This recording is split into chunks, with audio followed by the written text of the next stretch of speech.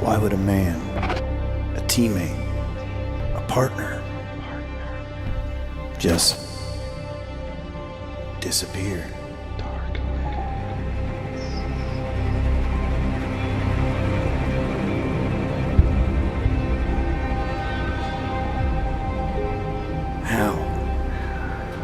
How could someone have it all and just walk away? Awesome. Thank you for your service. Get in the car, we got a jam.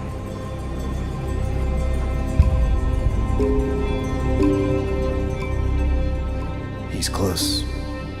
I can feel it. Sometimes a man can be lost. Lost on a path between purpose, fulfillment, and gratitude. Direction often clear from above, yet clouded from the ground.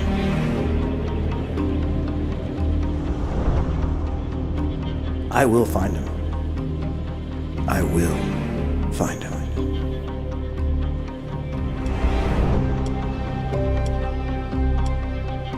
A sign. I'm close.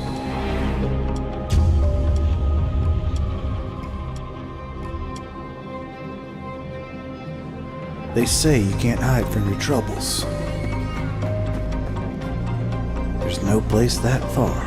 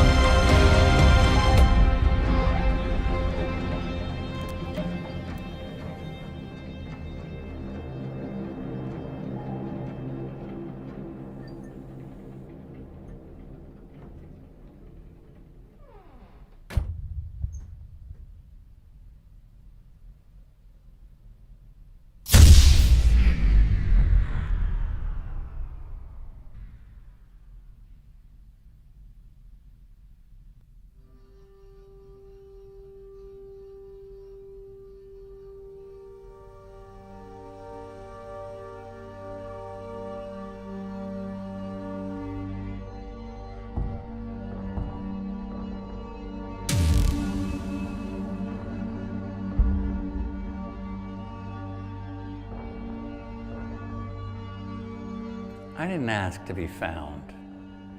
But why? Why what? Why disappear? Why is there a house of cards? You know why. Can't even imagine. You know why. And in that moment, I realize. Wait, this isn't because of that. It's always that. So you're saying all of this is because D3 Plus Transformers Racing never happened?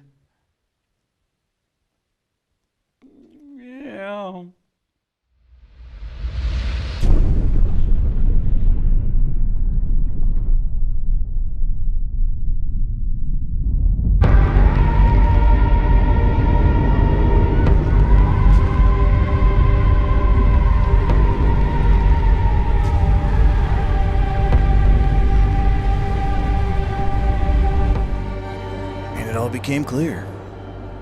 In 2017, an out-of-nowhere press release claimed that there would be a Transformers-themed LMP2 car. It never really made sense. Why would it be on an LMP2 car? Why were the photos they used not of an LMP2 car? But nonetheless, it showed up on all the websites. It had quotes from the team, even the IMSA series president, and just like that, it was gone. One announcement, never to be seen or heard from again. It's like it was never real in the first place. I don't get why. Why would it just disappear like that? I don't know, maybe it just didn't come together. But why? Why would you announce something if it wasn't real? People do that all the time. Stop the car. Stop the car. Stop the car. Sean. I just don't know why anyone gave it credibility when nobody involved in making the movies was quoted in the press release. Look, maybe they had really good intentions and then realized it was too much to pull off. Like how? Like, no one can afford to create a whole fictional world of race cars and robots. So you're saying you can't think of anybody that could, I don't know, build out digital versions of the entire racing universe and make it a reality? Yes, I'm saying I can't think of one group within our series that has the ability to take a race car or even a street car and turn it into a robot. It's impossible. It would literally cost millions of dollars. Yeah, I guess you're right. I mean, I can't think of anybody who with no money could completely combine the world of robots and real-world racing. But Can you imagine? Whether you're an aging boomer or a kid who doesn't care about any of this, hold on to your seatbelts because boy or girl, have we got something for almost any age. You've seen them battle on the track, but now they can settle the score at home. I'm talking about the hero of our collection, the Fonzie Taylor's Uncle versus the evil Van der Zander Van, whose only crime is being Dutch. I don't really think I'm evil, am I? Isn't the Jordan's brother thing kind of played out? Can't I be Elio's ex-teammate instead? Of course, racing is a family affair, and who better to watch over than his dad, Autonomous, complete with pit lane flash. You know what happened? Out about that much of vodka just at the end. And if you like GT racing, then you'll love Ultra Foley, who for some reason no one cares about even though he wins in everything. What do I have to do? And of course, Andy Border, who doesn't seem to know the limitations of his age. Hey, don't tell anybody that I'm doing this. Then there's the Mecha Rennfahrer. That's right, German robots, which is slightly redundant. Help them dominate the competition, like the Rasterizer. I am Rust Eraser. The Katzinator. I am Katzinator! And Richard Leeds. yeah. Also, you know I'm not German, right? Of course, it doesn't just stop with sports car. Watch these heroes be the first to break barriers at the hallowed grounds of Indy with the Predacons, who we won't make any jokes about because they don't need more pressure. Thanks, Internet. To win, they're going to have to beat Team Perfection, the Holofiers, the Mech Andretti. But if you root for anyone other than the Predacons, you're probably going to end up in a blog. Collect all of them now! I got IMSA driver Zach Veach. All right. Man, I got IndyCar driver Zach Veach. Oh, come on. This Corvette turns into superfan Rodney Sandstorm. This joke still works, right? And this Corvette turns into Tommy somebody. Gee, thanks, guys. Whenever my kids play with the Cole Pernicus stock car, for some reason, they're always really hungry afterwards. I wanted to get the Joey Handatron because it can literally change into anything. But apparently, you're not allowed to make toys out of platinum. How is this a thing? Of course, I have the ultimate collection. The entire sports car senior leadership task force. Great meeting, guys. First round's on me.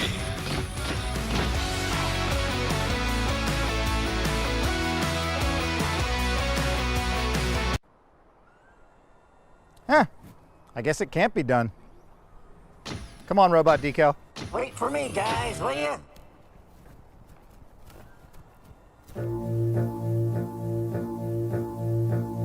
Allow myself to reintroduce myself. It's good to be back. It's good to be back. Hello, how you doing? No, I'm not a newbie. In fact, check the discography. A lot of people knew me from back when I was honestly a prodigy. But who's keeping track? It's hard to be mad. It's hard not to laugh at all these artists out here posing like they color me bad. It's all just a fad. I promise that it won't last. I see it in the rear view as I step on the gas. Vroom, vroom. So make room, make way. All these fake Drakes taking up space. I don't care what none of y'all say. Which one of you first place? I'm running my own lane, own pace. And who said this was a race? Go ahead and save face. Okay, I'm reloaded. Once upon a time in the city of Milwaukee lived a boy with a dream and a... Don't worry about it. I can hitchhike fast to them once you guys can drive there. Hey guys, just wait for me, guys. I gotta get this girl's phone number first, all right? Hey, wait for me, guys. I have to go back and get my, vintage JLP racing bag of before we can leave.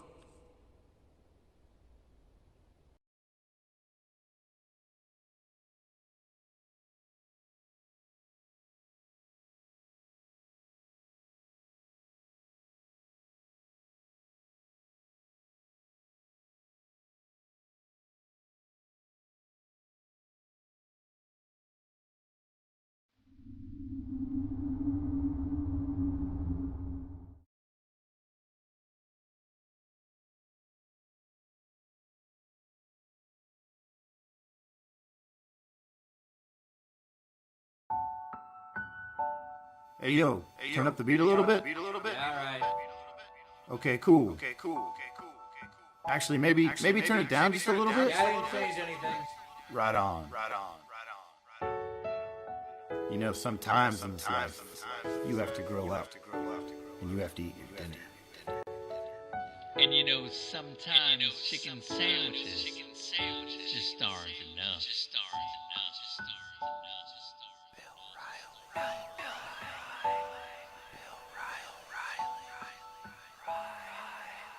Bill Riley.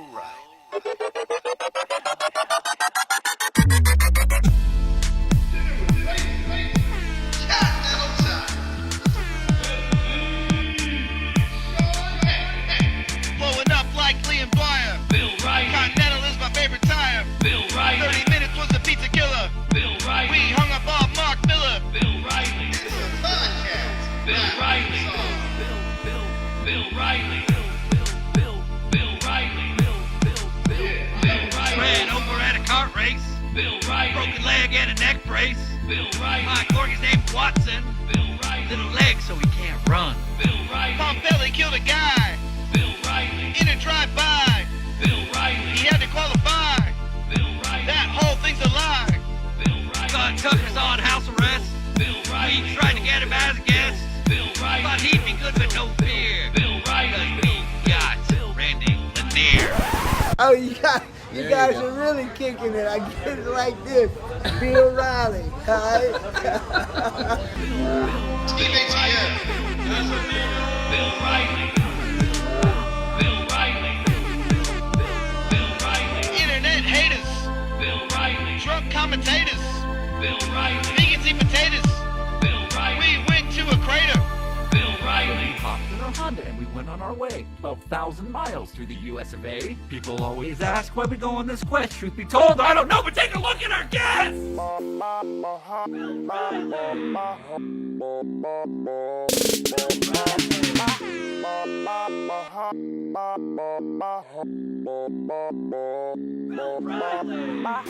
Bill Riley. Bill Riley. Bill Riley. Bill Riley.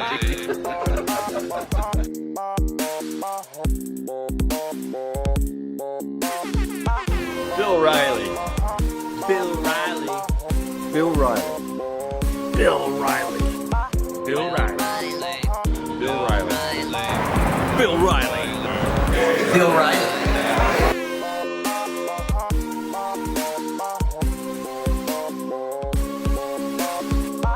Bill Riley. Bill Riley. Bill Riley. Bill Riley. Bill Riley. Bill Riley. Bill Riley. Bill Riley. Bill Riley. Bill Riley. Bill Riley. Bill Riley. Bill Riley. Bill Riley. Bill Riley. Badass. Bill Riley.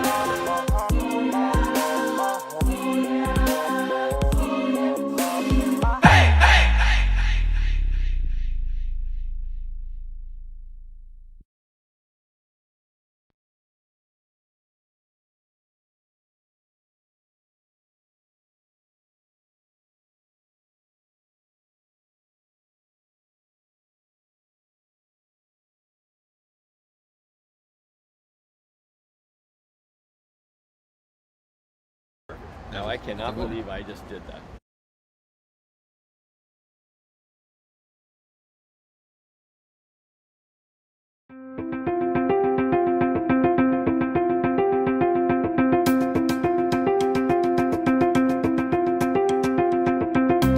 Racing simulation is very important in today's motorsports world. And of course, you do have several options. When we created Dinner with Racers, the entire goal was to let the fans really know what the motorsports world is all about. And that's why we've created e-racing. E-racing is the most realistic simulation game I've ever seen in my life. It's the most realistic simulator I've ever done in racing. E-racing is the only one that really comes close to the real experience. To get started, the first thing we'll do is help you build the profile to truly feel like a pro. To do this, we need your name, a major credit card, and of course to know what part of Brazil you're from. Now if you're worried about how much this is going to cost, don't worry, we have several payment plans. If you feel the upfront costs are too high, we can actually just hide it in an overcharged damage bill later. Or if you prefer, we can share costs and we'll split the bill with a co-driver. We just won't tell you how bad they are. Still not what you're looking for? Don't worry, we have the test driver plan. You don't actually get to race, but you get to take a lot of cool photos and your Instagram fans are gonna love it. As a driver, I wanted to make sure that e-racing provided a completely immersive simulation. There are plenty of other simulators out there that'll talk about their tire model or their physics, but is that really the entire experience? That's why, with e-racing, we make sure that every time you crash, you have to ride in the tow truck all the way back to the garage. Man, I don't even know what you were thinking. Sure, some games have a reset button, but what if you had to look your crew in the eye and tell them they're not going to sleep tonight because of something you did? As a team owner, what I want to do is have some of the people feel the pressure of what the guys feel behind the scenes when the kids make mistakes out on the track. Well, thanks a lot, now we're going to be here all night. In case you didn't know, we all know how to weld already. And the features don't just stop there. E-racing has actually contracted real-life engineers from the world of stock car racing to sports cars and IndyCar who will actually call you on the phone and tell you what you've done wrong. Yeah, dude, I don't think it's the car. On a positive note, you're doing awesome on the straights. Yeah, I don't know, maybe try lifting next time? You're kind of a long way away from needing any setup work. Martin didn't seem to have that problem at all. The cool thing about e-racing is if somebody crashes me out, there'll be an automatic Twitter fight right after. It is so realistic that if you make a mistake on track, it will automatically contact your father and he will cut your daily allowance. So I had a crash on e-racing and automatically I got 45 messages on my phone. There's nothing more embarrassing than all of your friends asking if you're okay and you screwed up yourself. When you make a mistake, they actually have digital Justin Bell jump on you for 20 minutes and not let it go. I think I was a little bit lazy on his move and not at all emphatic. Lapse in deliberation and concentration, and he goes. He knows that it was probably something to do with him. Now, for someone like myself, coming from the marketing and the business side of the sport, we've gone to great lengths to make sure this is fully immersive. First, we'll work closely with you to figure out how you can hide just how much you're spending so that your spouse never finds out. Now, if it's maybe just too expensive, e-racing is the only motorsport simulation to offer the walk the paddock feature. You may not necessarily get to get behind the wheel, but you can still be part of the program. Not happy with your notoriety? We'll start a clothing line, maybe a podcast. Does a podcast sound like too much work? No problem. Just wait for somebody else and then just copy what they do. Now, you're not an e-racer unless you e-cycle, and we built that right into the game. Thanks to e-racing's downloadable content, if you race for Porsche, we'll automatically tweet 17 times a day about all the e-cycling you've been doing. And of course, one of the features is being licensed. For example, if you want to drive the e-racing IndyCar, all you really have to do to get approved is know Stefan Johansson. Simon Wood, you know him? No, I don't know who that is. How about John Cantu? Yeah, he's fine. If you really want to know about racing, go to e-racing. That is the real world and how we function every day. Yeah, I can't let you out until the wire transfer clears. We haven't seen a dime yet. I appreciate the attention to detail, like in the autograph session when someone sneezes in their hand before reaching out to shake yours. All the fans walk right past you next to your teammate who was on some dancing show like 15 years ago. My favorite option in e-racing? The one where you can move back with your parents. When it comes to all the racing simulators out there, e-racing is by far the choice of most pros. It's so realistic that even if you don't qualify for the e-racing 500, they still make you watch it on TV. Every single lap. When the time comes that you want to quit e-racing, don't worry. All we ask is that you give us an acceptable excuse.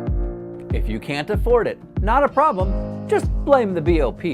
Simply not good enough? That's okay. Just tell us that you're going to focus on the family business. Or simply just get arrested. E-racing. The most authentic motorsports simulator in the world.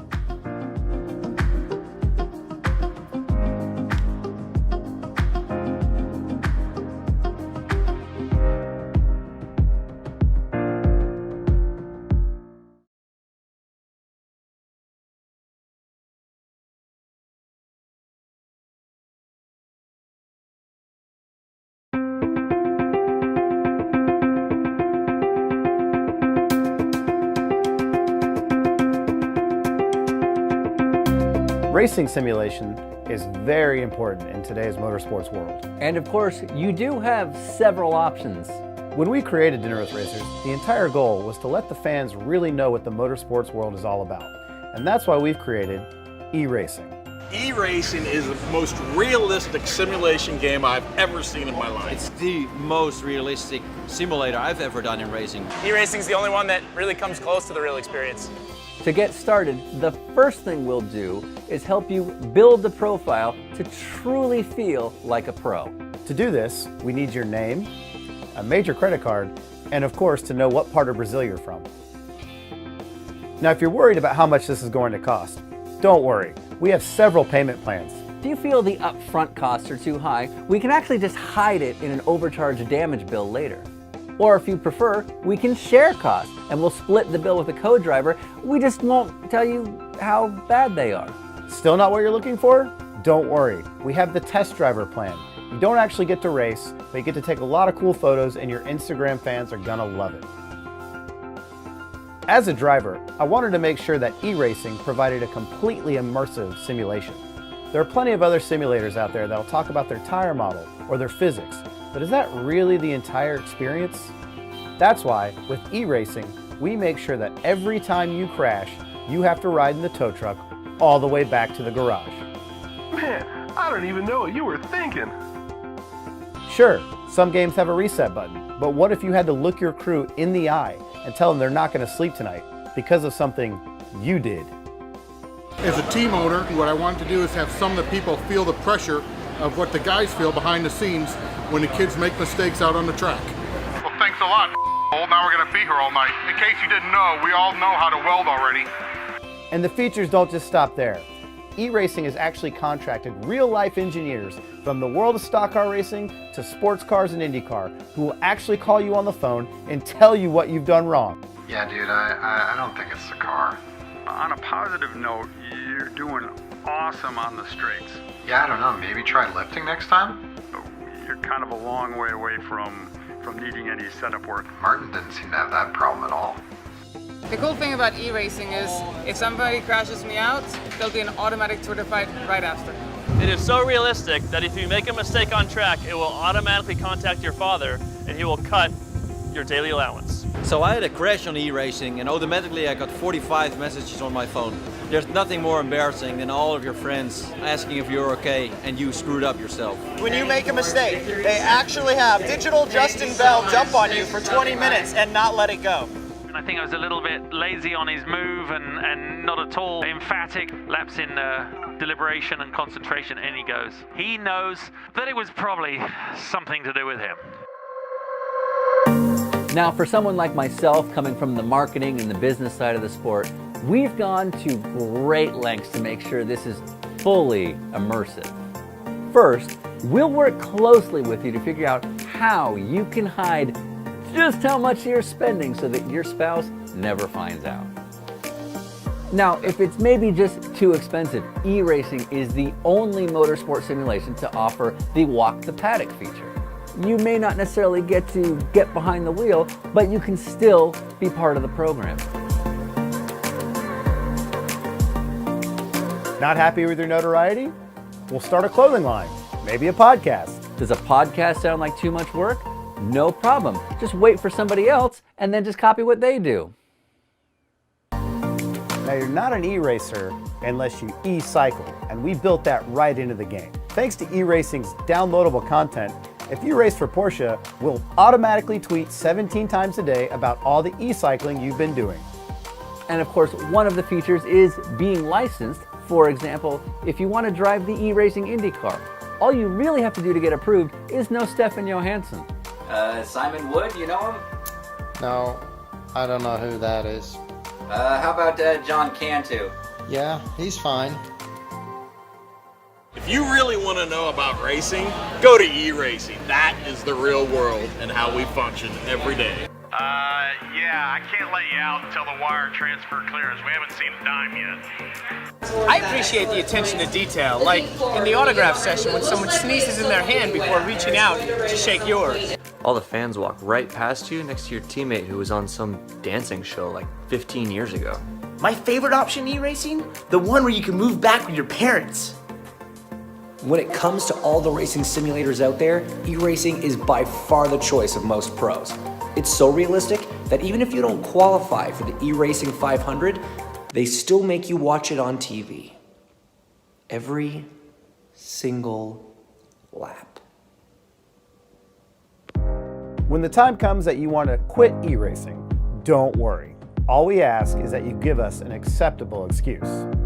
If you can't afford it, not a problem, just blame the BOP.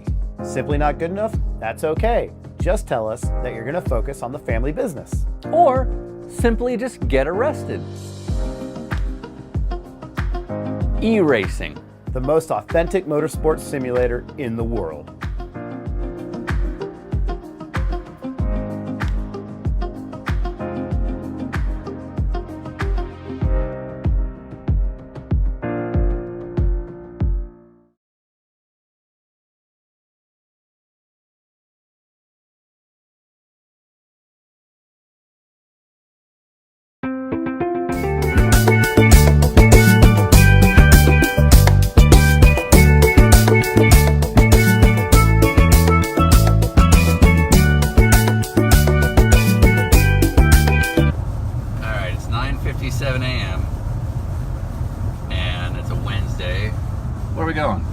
To Charlotte, North Carolina.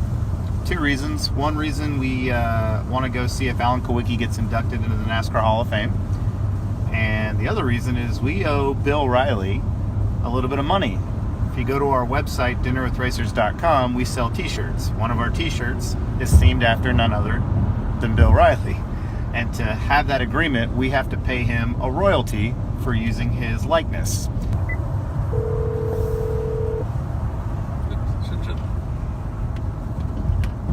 Hello?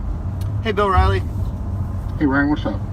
Nothing. Just wanted to let you know Sean and I are going to send that money for the t-shirts today.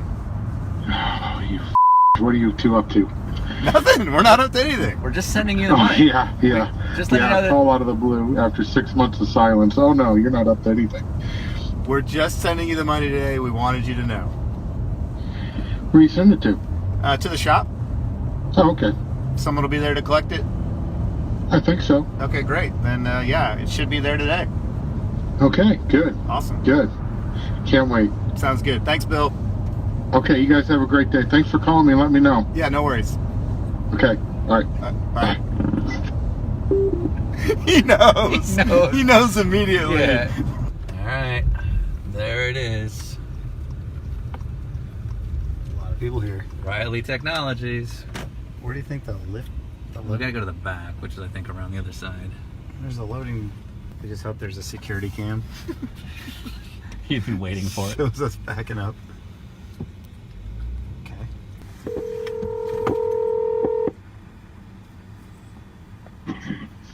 Hello? Hey, Bill, Ryan Eversley. Hi. Do you know if you're at the shop?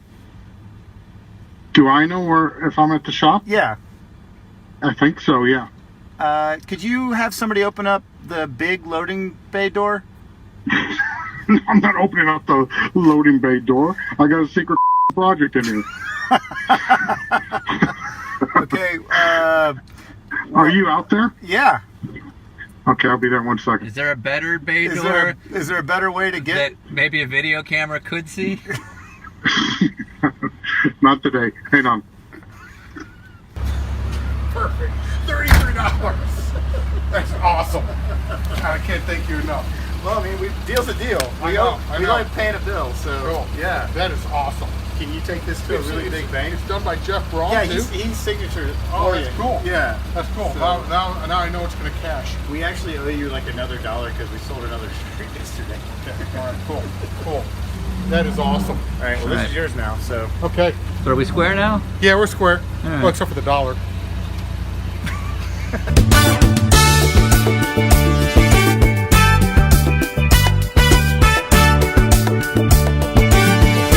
Oh, happy birthday. Oh, thank you. Oh, right. Yeah, happy thank birthday. You, thank you. Thank you. Cool. Okay.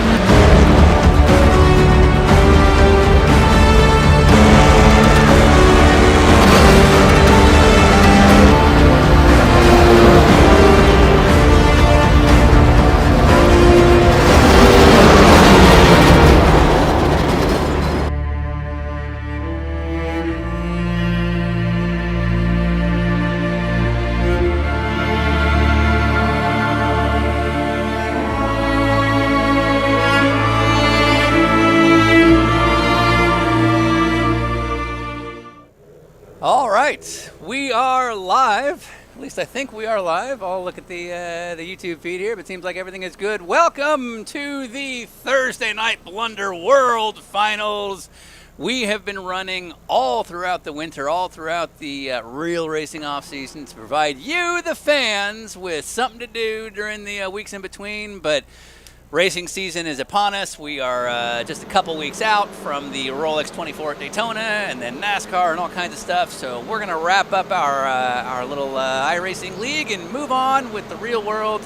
But we have to declare a champion. We have been running I believe, 7 regular season races. We had a last chance qualifying last week, and that all leads to our top 50 drivers being here at one of the most legendary, iconic, beautiful tracks in, quite frankly, all of the world.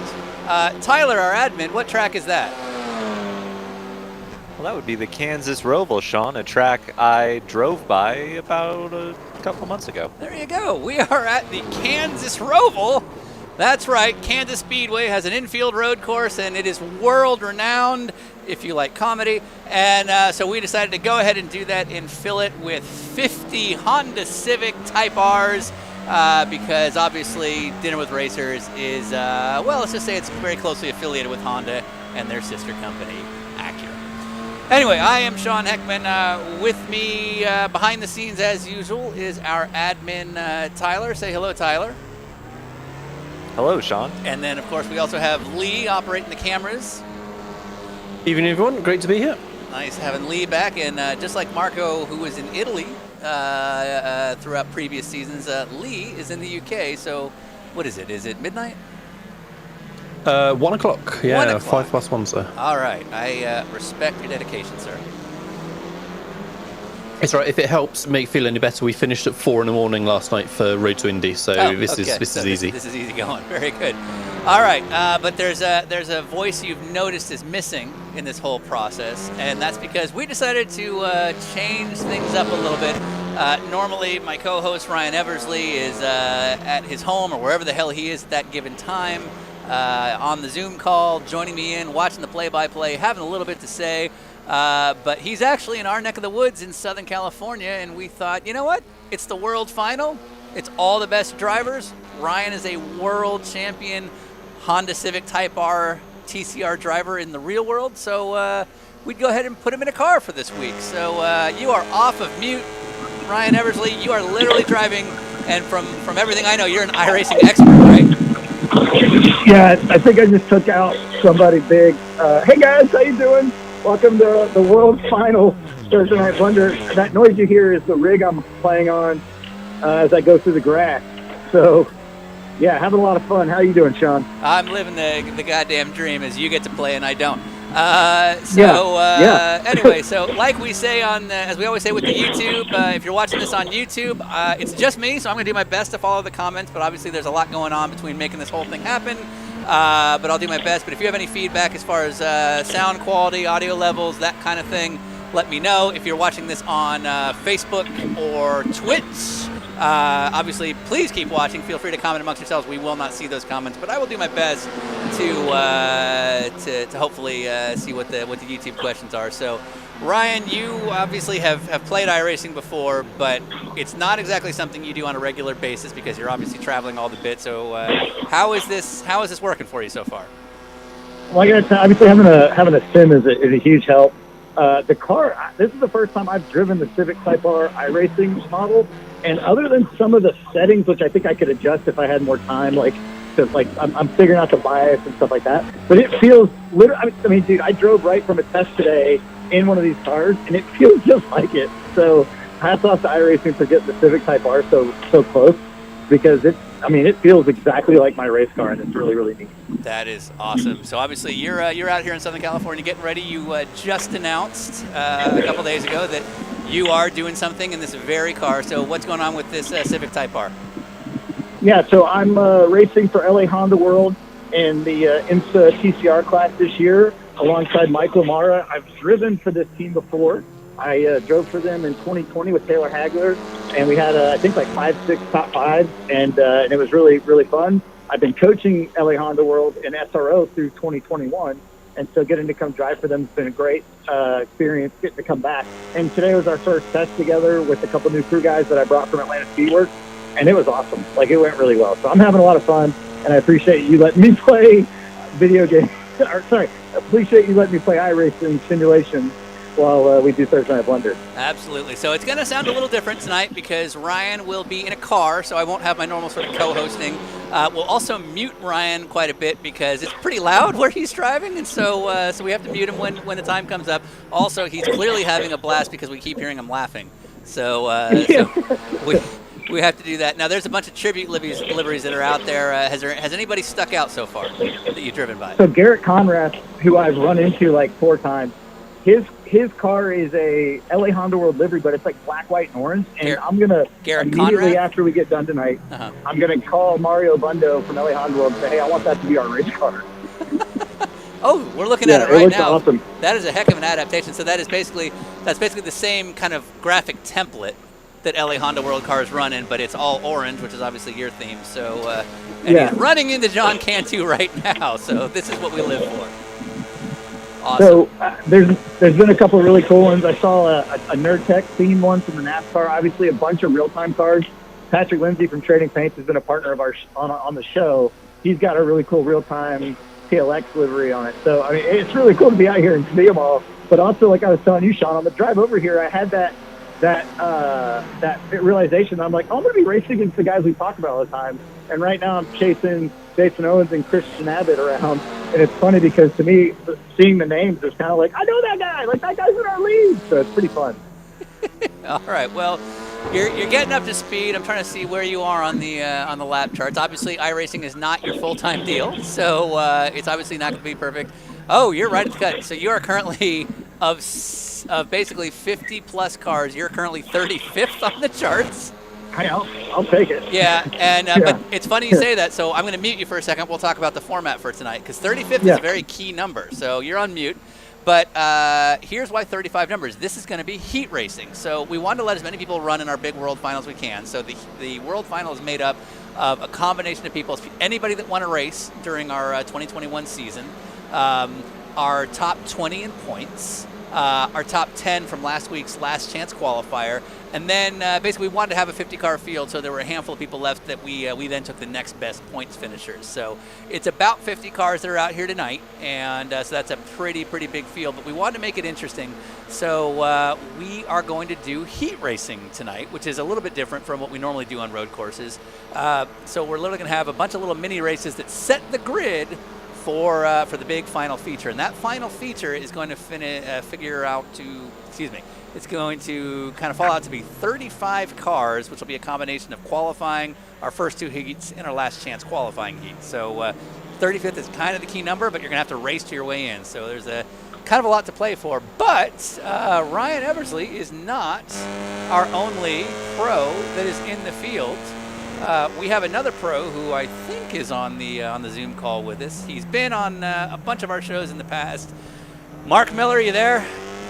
Unless I muted myself. No, you're not muted. You're good. Okay, good. All now right. I know which setting to put on when I yell at myself. Anyway, so Mark Miller is also here with us, and Mark did such a good job at our Formula V race a few weeks ago of sort of kind of playing co-host and Formula V racer at the same time that he's going to do a little bit of a similar role today. Now, taking a verbal beating from Paul Fanner. Yes, Paul Fanner was not nice to you, and I'm all for it. A good friend of mine, after watching it, had literally her quote was, "I had no idea Paul Fanner had that side to him."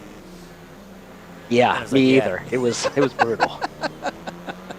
So, Mark, this is new for Ryan, but you've obviously done a few of these. So it's the big world final. This has everything to play for. It's heat racing. There might be an inverted grid at the end. What should we expect?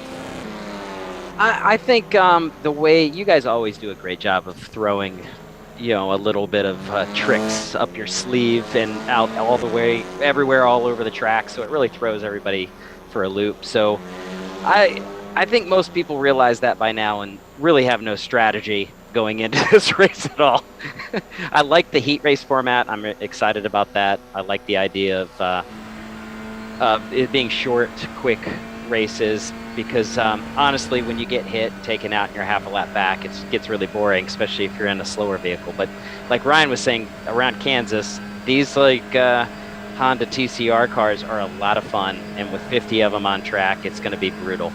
Yeah, it should be a thing. So where do you think you're going to stack up here? I think I'm pretty good. I mean, I had tested here a little bit, with our top team, Continental Tire factory program, and we were pretty strong. I'm sitting 4th right now, and I've done only a handful of laps, so I'm pretty happy with how the car is. But anything can happen in the race. I don't expect maybe to finish but if I do finish, I'm hoping it'll be well. Very good. Well, actually, funny you should mention finishing because that does play a theme. Now, the thing about the damage for tonight's race is heat racing. We want to encourage last lap maneuvers. Heroics. So I want to say the damage is off, but what I really want to say is that no, it's just that that's how sturdy and strong all these Honda and Acura products are. Yeah, I mean, at one point, my right front wheel and tire were laying perpendicular to the ground, and then within 100 yards, it had righted itself, like very reminiscent to Christine, for those of Stephen King Wow, fans. that's a very specific reference, So, sir. All right. It was, and if good old Christine will keep me safe out here and not try to murder me, then we'll be in good shape. But that is one of the features of Hondas and Acuras, right? Is so like you're going to be racing at the Rolex 24 with Gradient in the Acura NSX, and like if you run into the wall, that car is just going to heal itself, correct? Yeah, we'll go with that. we're going to try to not find out, so let's avoid the walls at all costs. But tonight, I can get it all out of my system. All right, that's good. So Ryan, we had announced his plans a couple days ago, but a release went out not too long ago where we mentioned this is our last race for the year because the real racing season is about to begin, and that includes you with the Rolex 24. What's going on with you? Yeah, I'm doing Gradient Racing has worked really hard over the years to try to put together an NAAC program, and that was successfully done. So we'll be entering our first Rolex 24 together.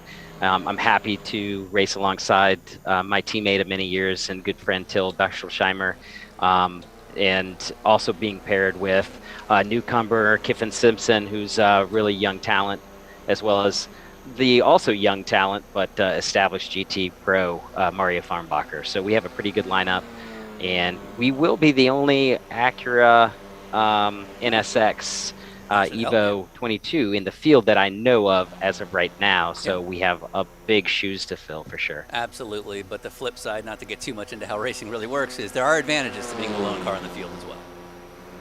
Yeah, I mean, I guess. We'll just leave that at that. But we'll see if that works out too. All right. Well, you are P4 on the boards. I haven't seen if Ryan has risen from his top 35. But what coaching advice would you give to Eversley?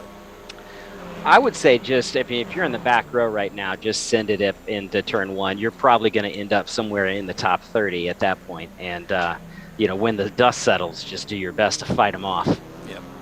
Now, Eversley, you're off of mute, but one of the unique features to tonight's race is we are going to invert the field based on how the heat racing runs. So basically, our top 5 qualifiers, which will happen in about 10 minutes, our top 5 qualifiers will automatically go to the feature race. They'll be in contention for that top 35, but they're going to start all the way in the back. Then we'll have 2 heat races. To advance to the final from those 2 heat races, you need to finish in the top 10. But again, we're going to invert those. So the person who wins that heat race will be all the way in the back. And then we're going to have our last chance qualifier, which if we hit the right buttons in the iRacing features, it should be in the top 10. We'll find out if we did that right. But again, we're going to invert the field. So the 10th place car in the last chance qualifier will be our pole. So you may not be in the worst spot if you can hover around there. Yeah. I've been fairly consistent with my pace. Like, I think I just did 2 laps within a tenth of each other, and they were with my best lap.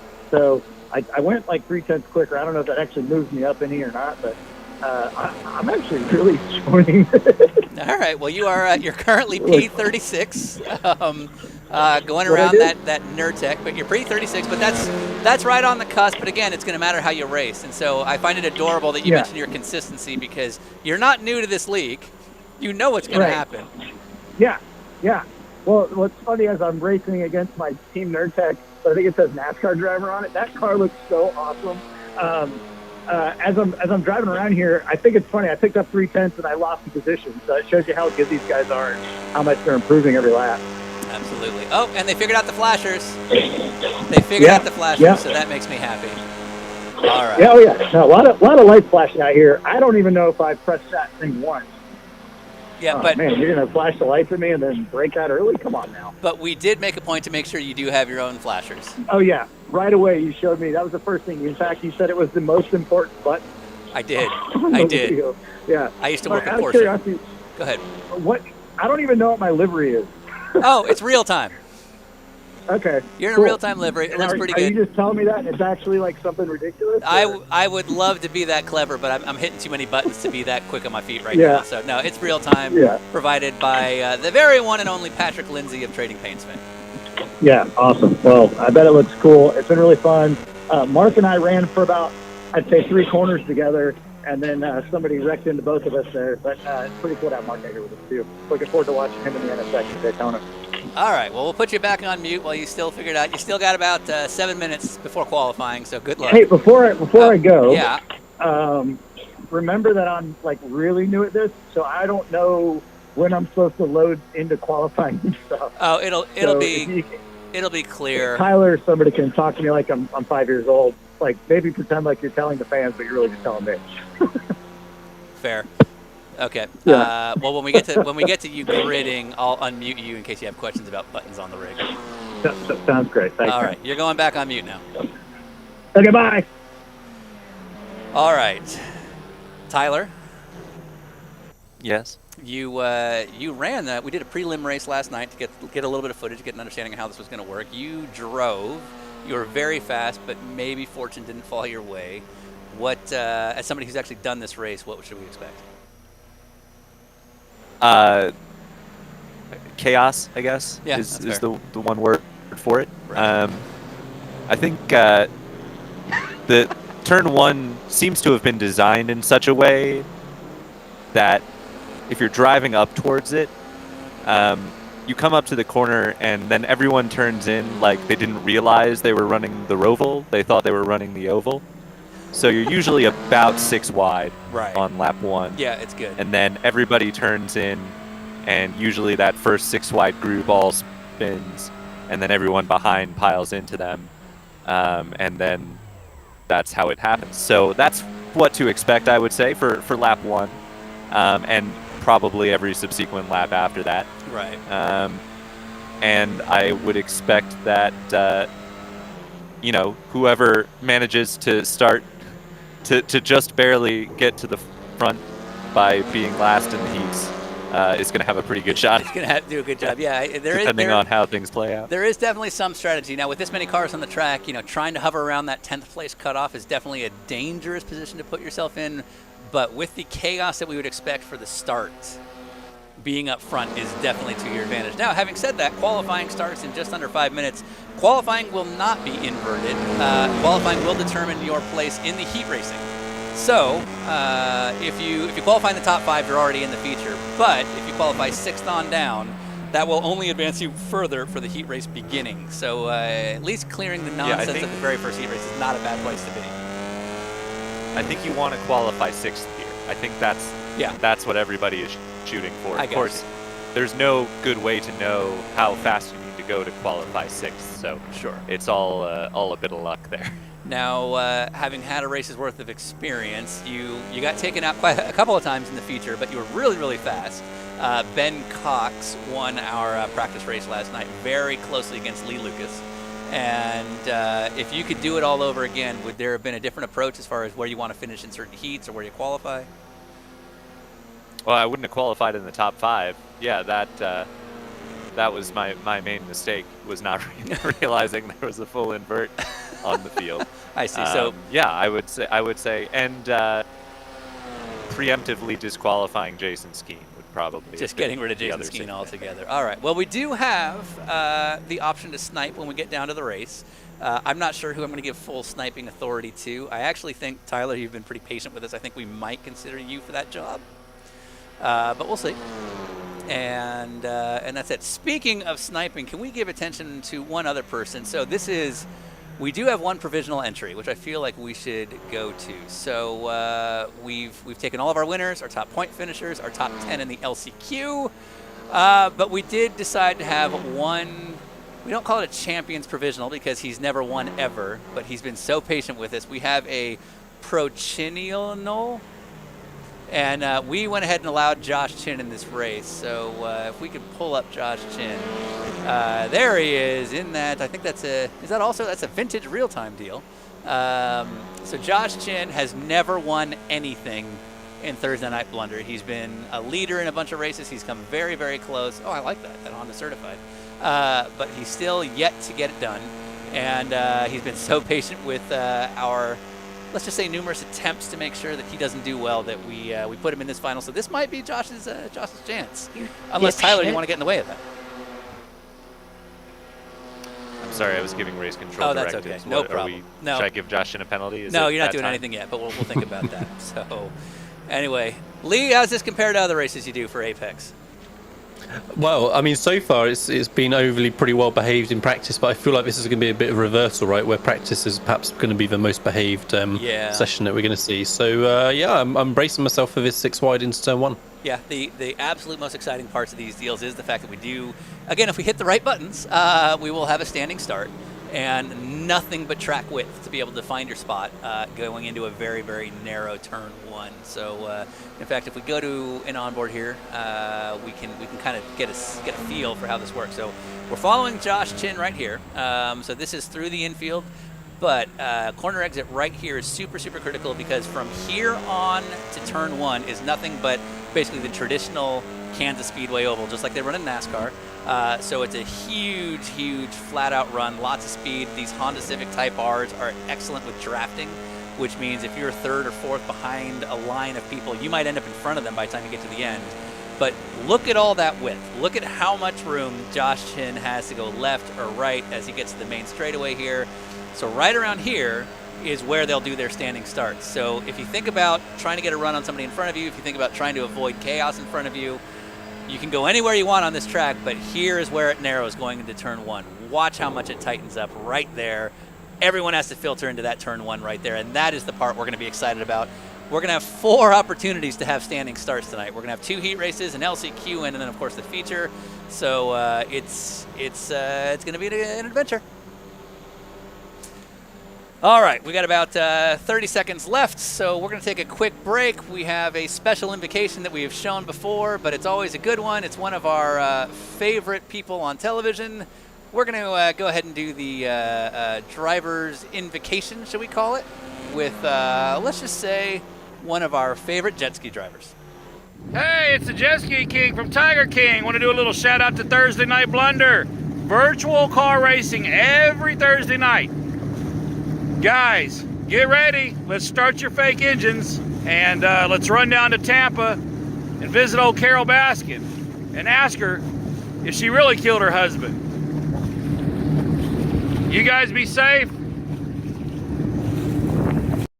Hey, it's the Jet Ski King from Tiger King. Want to do a little shout out to Thursday Night Blunder. Virtual car racing every Thursday night. Guys, get ready. Let's start your fake engines and let's run down to Tampa and visit old Carol Baskin and ask her if she really killed her husband. You guys be safe. All right, we are back, and qualifying has begun for Thursday Night Blunder World Finals. Again, feel free to send us a note in the YouTube. It is just me able to check it. I got a lot of buttons I'm hitting, so if something is loud or rough to hear or whatever, let me know. I may not see all of the comments, but I'll do my best to field them as I can, and any feedback. Of course, having said that, if you're watching this on the Facebook feed or our Twitch stream, we won't be able to see your comments. Obviously, feel free to keep commenting, keep watching for sure, but we just won't see it. So let's see if anyone can give me some audio feedback, if everything's good. It seems like it is, so we are good to go. All right, qualifying has begun. We are 1 minute 30 seconds into a 5-minute session, and then that will end real quick, and we'll get into heat racing. So, Mark Miller, what do you got? Nothing yet. I'm just on my out lap. Ah, very good. Okay. So I've got a nice view of a bunch of cars in front of me going, weaving back and forth. All right, very good. All right, Eversley, you are off of mute. What should we expect in qualifying? Well, my first concern is that immediately when I left pit lane, my crew chief told me I've only got 1 lap of fuel and I'd have to pit. So I immediately started saving fuel on the out lap, and I'm just going to go until I run out, I guess. Huh. Okay. I wonder You'll be fine, bro. Yeah. They always say that. That's weird. Copy that. Did you try and reduce your fuel for this? I didn't touch anything. I'm too dumb for that. Huh. All right. Yeah. I don't know what that was, but all right. Yeah, we'll see what we get. Okay. He'll be okay. He'll be fine. He'll be all right. And I am realizing I didn't change my bias back to how I wanted it, so you're getting there. turn one was a little. Yeah, I'll figure it out. All right. All right, well, you're back on mute. Let's see what's going on. And again, the top 5 from qualifying will advance to the feature. So if you can get the top... What was that? Oh, I think you're probably talking. Sorry, Sean. I was just going to say you basically only have time for one lap here, so. I see. That is to everybody, not specifically to run. I see. Okay, so 1 lap of running is basically your only chance here, which I understand, because 5 minutes, if you include the out lap and everything else, it's going to run up pretty quickly. Drafting can play a role. If you drop a wheel and make any sort of contact. But Lee Lucas is currently our pole sitter. Lee Lucas almost won our prelim race last night. Just to see how it all worked out. Stephen Moore is putting it up on the boards. Andrew Pinkerton P2. Davis Trask P3, Josh Chin P4. Again, top 5 means you are absolutely in that final run group. You will be in the final feature, meaning you will have an absolute chance at winning this Thursday Night Blunder World Championship. 6 on down, they're going to have to run the heat races coming up after this. So there are definite reasons to do the top 5 to guarantee yourself in the show. The flip side is that you're going to start in the back in the feature, and is a 20-lap feature enough time to get yourself up front? It proved okay last night, but we didn't have a full 35-car field. So how that translates tonight, I don't know. Mark Miller, you set a time yet? Nope. Nope. I'm biding my time. All right, fair enough. All right, who are we riding on board with? Let's see. Oh, Jared Wakefield now up to P1 with a 122.7. Not a bad deal. We're now all riding on board with Mark Miller as he comes out of what I like to call at Kansas the right turn. And, I need a couple of these guys in front of me to back up a little bit. So you can get that toe? Yeah. All right, so Mark Miller will have 1 heavy braking zone right here, and then it is all about this corner exit because he's got a massive straightaway he's got to get his run up for. Here he goes, big momentum run, just a little too far back to get much of a draft, so we'll see how Mark can do on the lap times. Mark, how you feeling? What's it looking like? You got a pole run? I don't know. I don't think so. All right. Well, it may not be so bad. 6 on down isn't a bad place. Cade McKay. He only has 10 seconds to finish his lap, though. I can make it. Will Mark Miller set a time? Cade McKay currently on pole. Jonathan Taylor, Tammy P2. Oh, I didn't make it. You didn't make it? No. That's the BS. I did warn you.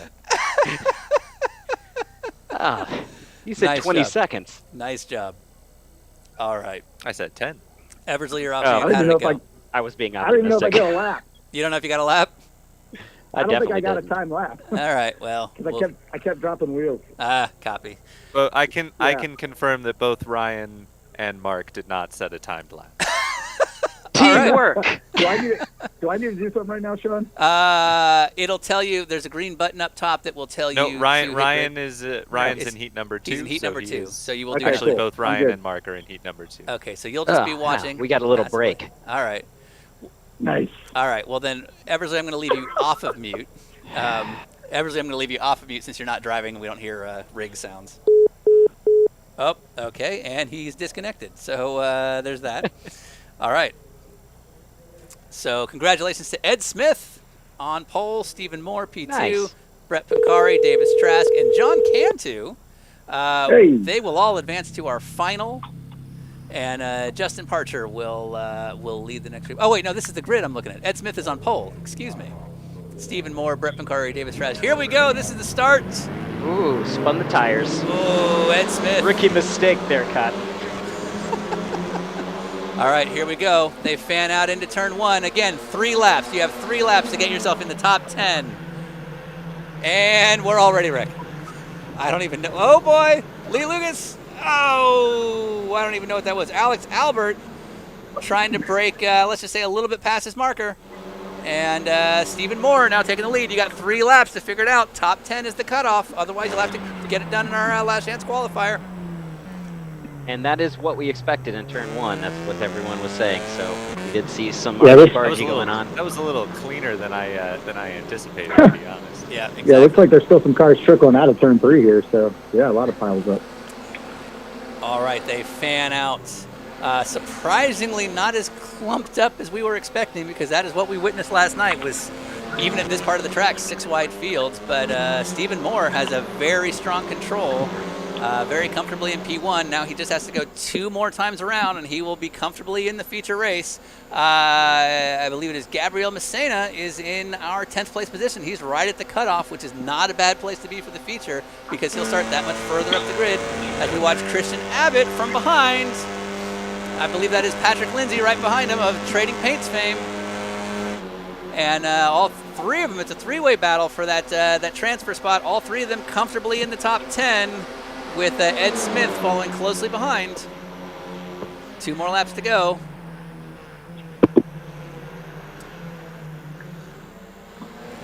Follow here.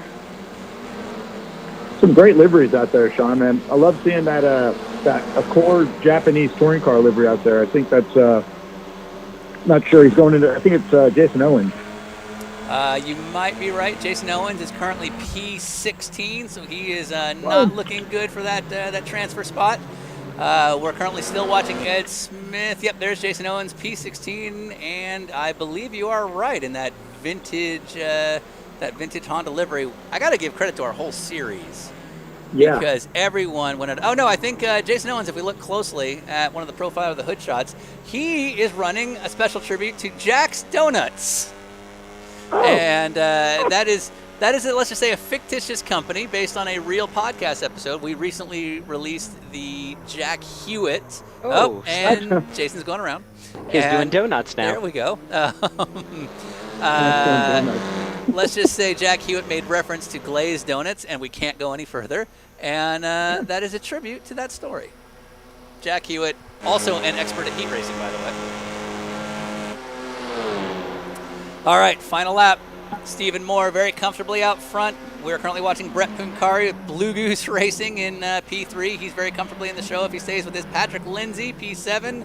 And I believe that's Lee Lucas. Lee Lucas, who almost won, literally 100th of a second from winning, he is back in P8. That is absolute gamesmanship if I know Lee the way I do. He's won our series before. He's one of our best drivers. He's clearly fine being in the P8 transfer spot. He's going to be in a really good position for that feature race if he's doing what I believe he's doing. What's going on in the chat room, Sean? I don't know. We had a brief side-by-side for P10 between Lane Walker and William Booth, and that is for the transfer. So this is the final lap. Lane Walker, who's 1 second ahead of William Booth. We'll see how this works. Top 10 is what you need. If Lane can finish there, he'll have a really good starting spot for the feature. Meanwhile, William Booth will have to go to the last chance qualifier. Now, I will say, if he finishes 11th, he'll at least be on pole or front row for the LCQ. Right. But whether or not, but this is it right here. This is this for the win? This is for the win. John Cantu, Brett Puncari going for the win in Heat 1. There's really not a whole lot to play for. Running the high line and letting people through. Oh, Stephen Moore playing games, and Brett Puncari is going to win Heat 1. John Cantu just underneath, but now let's see what's going on for the transfer. Who is going to make that final cutoff? It's Lane Walker. Lane Walker is going to go to the final. William Booth will not make it. He will have to go to the last chance qualifier, and he'll have 5 laps to get himself up in the top 10. Well, not as eventful as I was expecting. What do you think, Tyler? I think most of the eventfulness is after the checker. Kept it. Sorry, Mark was too busy entertaining himself. Go ahead. Aside from turn 1, everyone kept it pretty reasonably clean. What at are we least doing? in the front few, but well, we'll see how that changes when there are 50 cars and a set of tires on track with everything on the line. Yeah. All right. Well, let's see if Heat 2 can do any better for what we were promised. So, all right. All right. Heat 2 goes on. Eversley, a green button should pop up saying to enter the race. Yep. Okay. Oh, God. Okay. Yep. You're on. You're good. All right. I did not qualify well. I'm right behind Mark Miller, so I'm in good company. Shake and bake, baby. Let's do this. All right. Where are you two starting here? So 16th and 18th. 16th and 18th. All right. Nice round numbers. I like it. So I'm trying to put it in gear and nothing's happening. Yeah, you can't. You can't until it starts. Until the lights go up. Okay. Oh, he's gonna jump the start. There's no way. Don't he's not jump gonna the start, buddy. He's totally gonna jump the start. Don't put it in gear. We have until the it power goes to green. fix that. Oh, right. We might be able to help that as long as you don't blatantly do it. Well, if he goes on. No, I'm not. Yeah. Turn one's going to be a doozy. Here we go. Jared Wakefield Yeah, is on pole. Mark Miller and Ryan Eversley are 16th and 18th. They both have to get into the top 10 to advance to the final. Here we go. Lights are up. Jump start already. Lights are up. Bunch of jump starts. Green flag. Green flag. Green Oh, flag. terrible. Watch Here that goes air. Jared Wakefield. All right, how's the pile up going into turn 1 this time? Here we go. Jared's got a comfortable lead, but what about the rest of the field? Jared's looking strong. All right, Eversley, you're going on mute. And I don't know who that was, but there's half the field right there. This might work out for Mark and Ryan. I hope you followed me through. Whoa, we got all kinds of action. I think that's Josh Chin. I think Josh Chin was involved in that. I believe it was Matthew Struckman who was the original send. Was Matthew Struckman the missile? And Josh Chin is down to P19. That is bad for Josh's ability to advance. This is looking bad. Josh is going to have to get 10 positions before we get to the feature. All right, Mark Miller, P6. Mark Miller's getting it done. Oh, no. Uh-oh, maybe I not. want to be in 10th. You got 2 laps. All right. I did too good. We got 2.5 laps to go. 2.5 laps to see who in this group is going to advance to the big feature race. Lance Snyder up to P2. Jared Wakefield currently leading very comfortably out front. Actually, we got a pretty good little 3-way battle between the 3 of them. Ryan Eversley in the top 10, right there at the cutoff spot, right in front of Delaney Calhoun.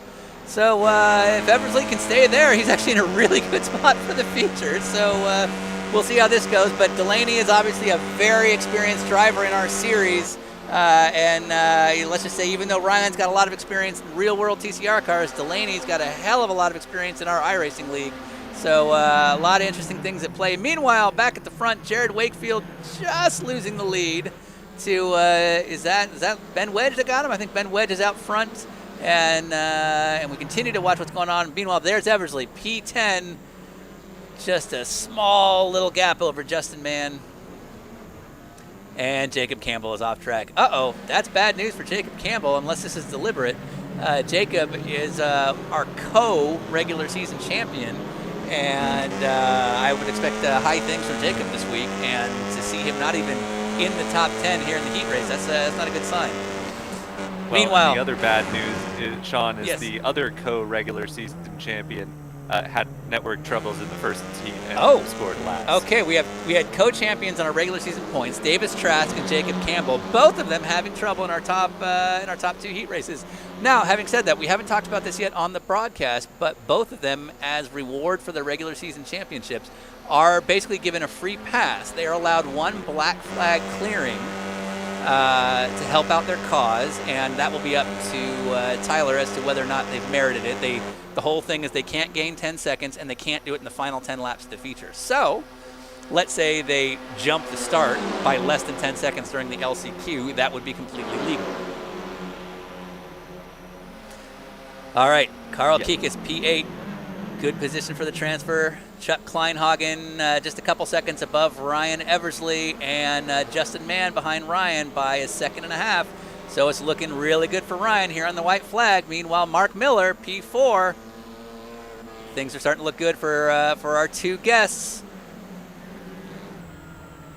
All right, here comes Mark going into that final little backstretch. Mark has 1 more big corner to go, and if he can get through this cleanly, he'll be in a really good position for that final transfer spot.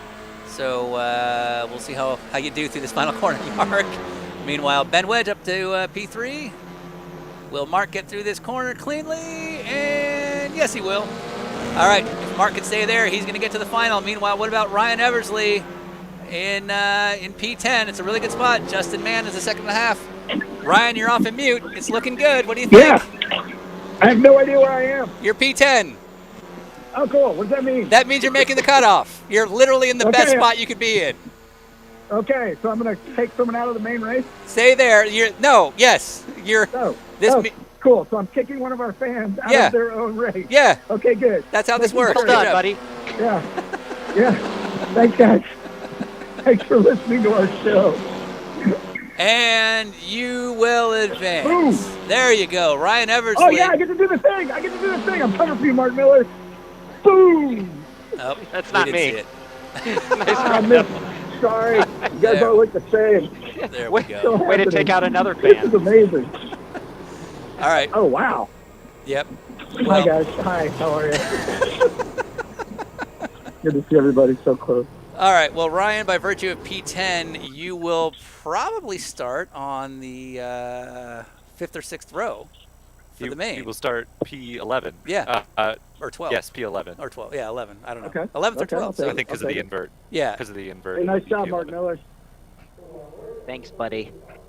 That was fun. I actually felt like my pace was okay once we kind of equalized there, but the start was so crazy. I'd love to know how many people Mark passed in the first, half of the first lap. I was up to 6th, I think, on the first lap, so 12? 10 cars or something? All right. Well, we are now. We're already gridding up for. This is the LCQ. We have a 5-lap sprint. Top 10 will get you into the feature. If you don't make the top 10, you are going home. That is the end of your Thursday night Blunder season. William Booz currently on pole. We're riding on board as the lights go from red. Jacob Campbell blowing the start, which he's allowed to do because he's got that free pass by virtue of his regular season championship. And is that Davis Trask? And Davis Trask is doing the exact same thing. This is completely legit as long as they didn't gain 10 seconds. So that will be on Tyler to clear their black flags. Oh, and Chaos. Who is that? I can't tell what's going on. Anyway, Delaney Calhoun is P9 now. P9 and P10 are very critical things for this race because they've got 5 laps to sort themselves out, but 9th and 10th will be our front row for the big feature race, the big final. So there's a lot to play for here. And Delaney is looking in real bad shape to be able to make that. You don't want to be that far lazy back. slide. I feel bad for him. Yeah, and you got this is only a 5-lap LCQ. It's only 5 laps long. Now, Sean, how many transfer did you say? 10. 10 transfer. 10 transfer if we hit the buttons right, or 1. It's 1 or 10. I'm gonna hope it's 10 if I did my job right. If I didn't, then it was free. So I got a question for you. Yeah. So we last time we went green just now, did the 5-lap race or whatever. I immediately got that same fuel warning from my crew chief, and the feature's a lot longer of a race, right? Yes. So do I need to change? Do I need to add fuel? Yeah, you might want to check your fuel settings. I don't know what's going on there. No, you should be okay. Did you run out? Did he say that you only had like 1 lap left? Did he say you only had 1 lap left? Yeah, right away. It said like, hey, you need fuel. Yeah, try 9 gallons, Ryan. 9 gallons. Yeah, you'll need to go into the garage and then look at wherever you can find fuel and add 9 gallons. 9 gallons. I'll try. It's on you to figure it out. I can't do anything from here. Yeah. Otherwise, you're gonna pit. There might be a yellow. You never know. I'll work on it here. All right. You got 3 laps to figure it out. Okay, here we go. All right, I'm going to mute you while you do that. All right, thanks. All right, Ed Smith, currently P13. We're watching Ed Smith in a great battle with, I believe it's Michael Rennick, who just took the spot away. But 13th is not going to be good enough. You need to be in the top 10 if you want to advance. Jason Owens is currently there just with a couple of tenths up on Jeremy Lyons. So this right here, this is the race between advancing to the feature, having a chance at that world final, and not. Jason Owens getting way ahead of himself under braking, and that will slip him back. That'll put him in 11th. But where he is track-wise, now he's got a big draft going into the backstretch. So maybe this is by design. I don't know. But watch the draft he gets here as we get into what would be called NASCAR 3 and 4. This is why these TCRs at this Kansas Roval is kind of a spectacular track, because if you can get behind somebody and get a run, by the time you get down to the main stretch into turn 1, you've got a pretty good little advantage. So as you watch Jason Owens right here, he's now got a real head of steam. He's going to run to the outside, and he's going to try and outbrake everybody. But that is what the draft provides here at the beautiful, majestic Kansas Roval. Hey, Sean, keep in mind that the more cars you have, the bigger the draft, too. Absolutely. But the problem is what you're about to see right there. And right when, there when is you get 4 wide into turn 1, no one can see laterally. So absolutely, everyone wants to take that position, but there's always contact. And it's our fans, no less. So you've got the limitations of the viewpoint, and then just our fans who are all heroes. Absolutely. Number 1 in our hearts. Number 1, absolutely, in our hearts. All right, 3 laps of 5 complete. This is for the top 10. If you're not in the top 10, you are done. So Jacob Campbell, P1, 5-second lead over Davis Trask. Both of them taking really clear advantage of that that little card they had to play for the final. And this will grid them very well. Meanwhile, Josh Chin, P4, another one of our Thursday Night Blunders kind of hyper competitors.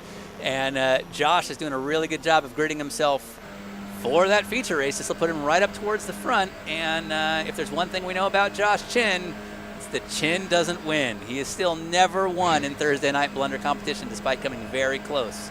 Will he finally get his first win here at Thursday Night Blunder's World Final? Or remain the bridesmaid. Exactly. Or a snipe. We don't know what we're going to do with snipes, you know. So there's a lot to play for. All right, Ian Farrell, P10, just about a second above Jason Skeen. This is the fight right here. That's Mario Serini in P12. He's got to gain 2 spots, and he's got 1 right there, and then he loses it. So this is he's got to make it count. We've got 2 laps to go. This is the fun of these TCR cars. You can see how momentum is such a key factor to keep it going. Mark, if you have to lift out on an exit like that, how much does it kill you? Oh, no, it's everything. So even if you get on the gas too early and get a good run, but you get wheel spin in the front, it pushes out, and you have to add more wheel, that also kills your exit. So, I mean, the draft is really good, but you still have to get the good exit. Otherwise, they just pull too far away from you to actually capitalize on any of the draft. I got you. We are currently watching Davis Trask and Jacob Campbell working very closely. Oh, no, excuse me. Davis Trask and William Booz. That is William Booz giving Davis a pretty good tow. None of them need to change anything they're working about there. None of them are going to win. Top 4 is plenty comfortable. They've got a really good gap to P10, so they're in really good shape to make that final. They are on the final lap right now, so if they can just navigate a handful of corners, all of these gentlemen will be in that world final. All eyes now would be on Ian Farrell, with just a 0.5 of a second lead over Daniel Vaught. And that is the transfer spot. If Daniel Vaught can get Ian, he will advance. If not, it's going to be Ian Farrell, and this is basically it. This is going to be the 2-way battle. Who's going to go home and who isn't? Farrell versus Vaught. They've both been regulars all year. I don't know who won and who didn't this year, but both have been in a bunch of races. Both have impressed. Now it comes down to this. They both have excellent paint jobs, I should add. So, I don't know. Tyler, who you got? Oh, I don't know. I think you want to be behind going on to the oval there. All right, that logic would say that Ian Farrell is in the right position right now, right behind Daniel Vaught, which means he will have a good draft coming onto the main stretch, unless you break in the grass. And that'll do it. Ian Farrell will not advance based on that. Jacob Campbell is going to take the win here in the LCQ. That will grid him in the 5th row for the feature race, which is a really good spot for somebody his speed. Here comes Davis Trask, William Booz, and Josh Chin. I hate to say it. Eversley, you're off mute. Oh, wait. No, I'm putting you back on mute. Yeah, here we go. Here comes Daniel Vaught very comfortably. Daniel Vaught is going to make it. Daniel Vaught is actually going to be the pole sitter for the final. And Jeremy Lyons, Ian Farrell, Matthew Struckman, Mr. Nelson, Jason Skeen, Michael Rennick, Daniel Parks, Brian Silly, Delaney Calhoun, they're all going to go home. This is the end of their Thursday Night Blunder season. Sad. They don't have to go home. They just can't race here. I was waiting for that. I'm proud of you. Yeah, I know. I'm proud of you. I'm really Thanks. proud of you. Well done. What's going on in the chat, Sean? All right, not a whole lot going on because we haven't asked the chat for questions, but a lot of Jason Skeen love. People love them. They're Jason Skeen. All right. A lot of people noticing that Josh Chin is in this, and we'll see. All right, World Final. This is way back here. World Final. This is it. This is the whole offseason has been for this 20-lap feature. It's going to be 20 laps. Our top guys are starting in the back. Daniel Vaught, who finished 10th, is going to start on pole. And we have 2 of our guests in here. Ryan Eversley and Mark Miller are in this race as well. It should be a good one. We don't know if there'll be yellows. You know, that's up to the gods. Right, Tyler? Yes. I don't like my chances, Sean. I don't either, actually. So, all right. Here we go. Eversley, real quick. Wow, this You is good? starting already. All right. You're back on mute, Eversley. All right. Lights are coming up. Daniel Vought's going to start from pole. Here we go. All right, Tyler. Over under on going into one. What do you think? Here we go. All of them? Can I say all of them? Sure. And let's see. Front view are looking okay. There we go. This was what we wanted right there. Oh no, Lee Lucas. Lee Lucas and 2/3 of the field are already. Oh wow. This is what we wanted. Were any of our boys in that? Andrew Pinkerton is in that. Ryan. Eversley, you're off. Eversley, you're off mute. Were you in that? Oh, I got destroyed. What happened? I slowed way down for turn one, and then somebody drilled me from back. I spun, and then I got drilled again. So, yeah, I'm getting past under yellow. We're not under yellow. I've got a yellow flag on my thing. Oh, that just means there's people wrecking in front of you. Oh, cool. It's a local yellow. Yeah, local yellow. That's a local yellow. All right, you're back on mute. Good luck. You're up to your 33rd. Awesome. All right, Mark Miller, did you survive? Did. All right, it's all Ed Smith now. Mark Miller, P9. Art Reimer, Josh Chin, P3. Daniel Vaught, P4. Stephen Moore, P5. Jacob Campbell, P6. Carl Keekus, P7. Alan Space. Oh, Alan Space getting passed by Mark Miller. And then Aspen Belvin filling out the top 10. We are 1 lap of 20. But however this field may spread out, we just don't know. There might be a yellow coming up. It's hard to tell. Oh, wow. Mark. They're wrecking before the braking step. Excellent. That's what we want.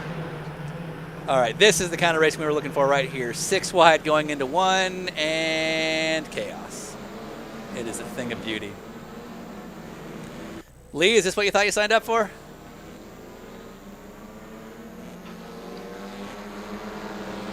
Good answer. All right. Ed Smith currently P1. Daniel Vaught P2. What is going on in the chat room? A lot of Josh Chin comments, which is not terribly surprising. I'm rooting Josh for him. Chin just spun out Art Reimer. Oh, okay. Josh Chin getting aggressive. For the lead. All right. Well, if we'll see what happens if Josh Chin takes the lead on within the first couple laps. It's Kansas. How do you think the weather is, Tyler? They can race during tornadoes, right? I don't know. Do you think they can? I'm asking in code. I think we might need to go yellow just to assess whether whether or not. All right. Well, let's see if Josh Chin takes the lead. He's P4 at the moment. He's P4. How spread out is the field at this point? Oh, everybody's kind of spread out. I am worried about those tornadoes. Are you?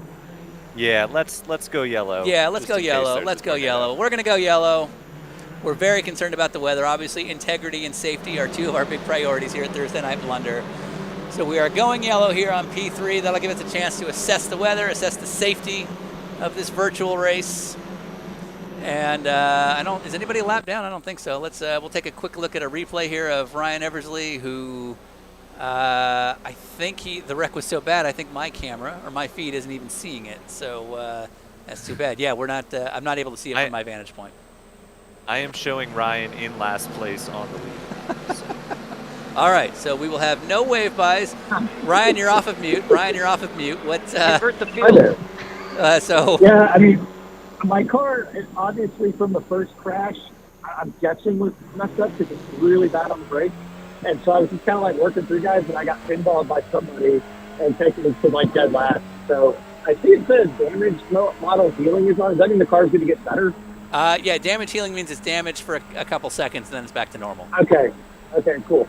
Your car should not be damaged. Yeah, no, I mean, I just got drilled by somebody who sent me all the way up to dead last. So all good. All right.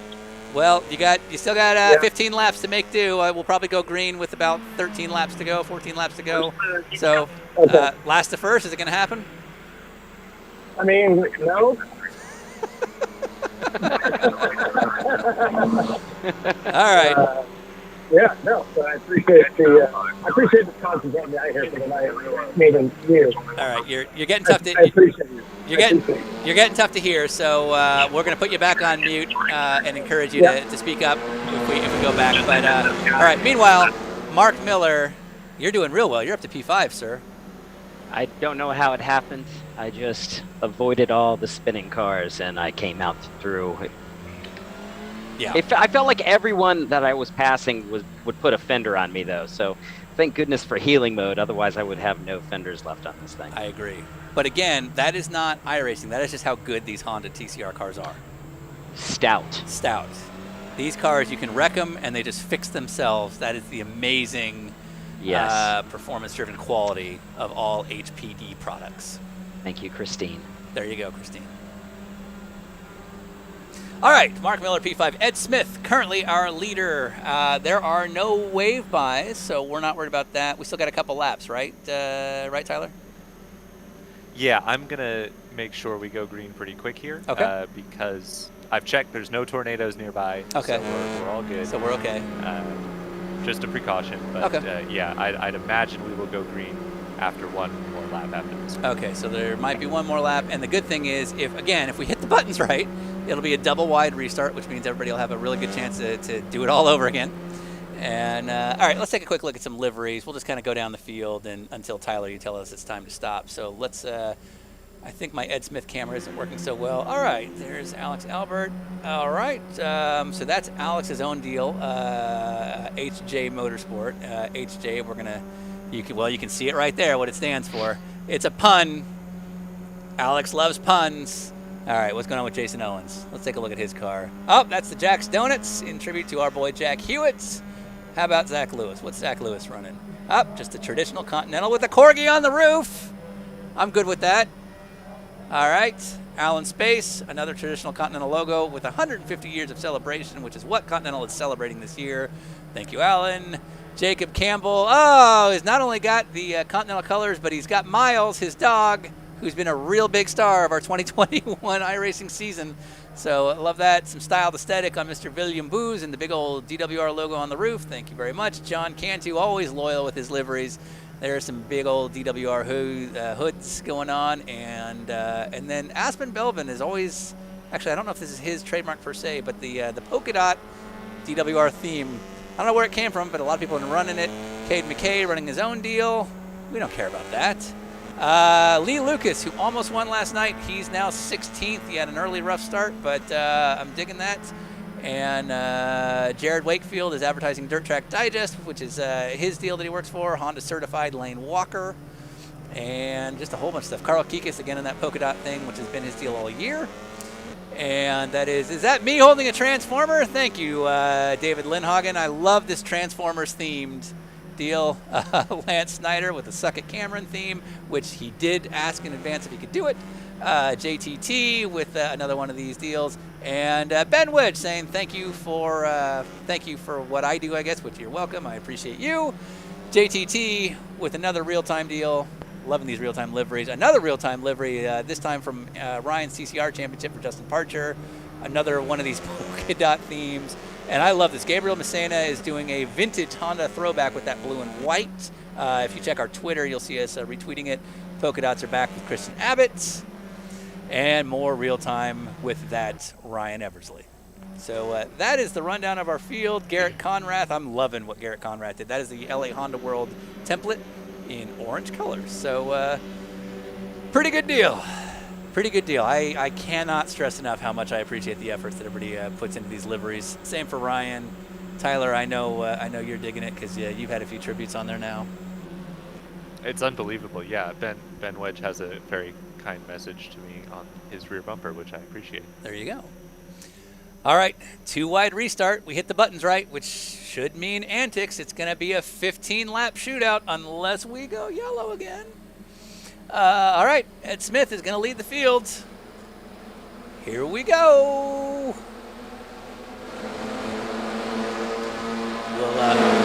We'll crank it up for this one. We'll just let the action unfold without us.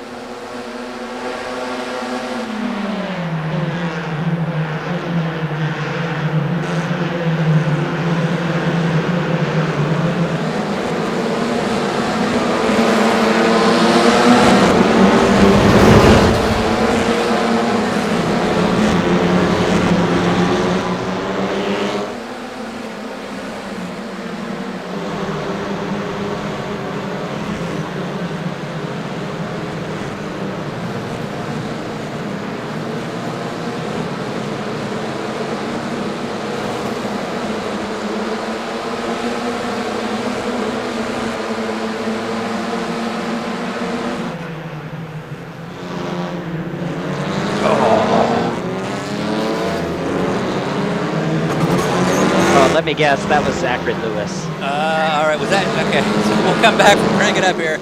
Did I just see you get taken out coming out of? Yeah. That was John Cantu that took you out.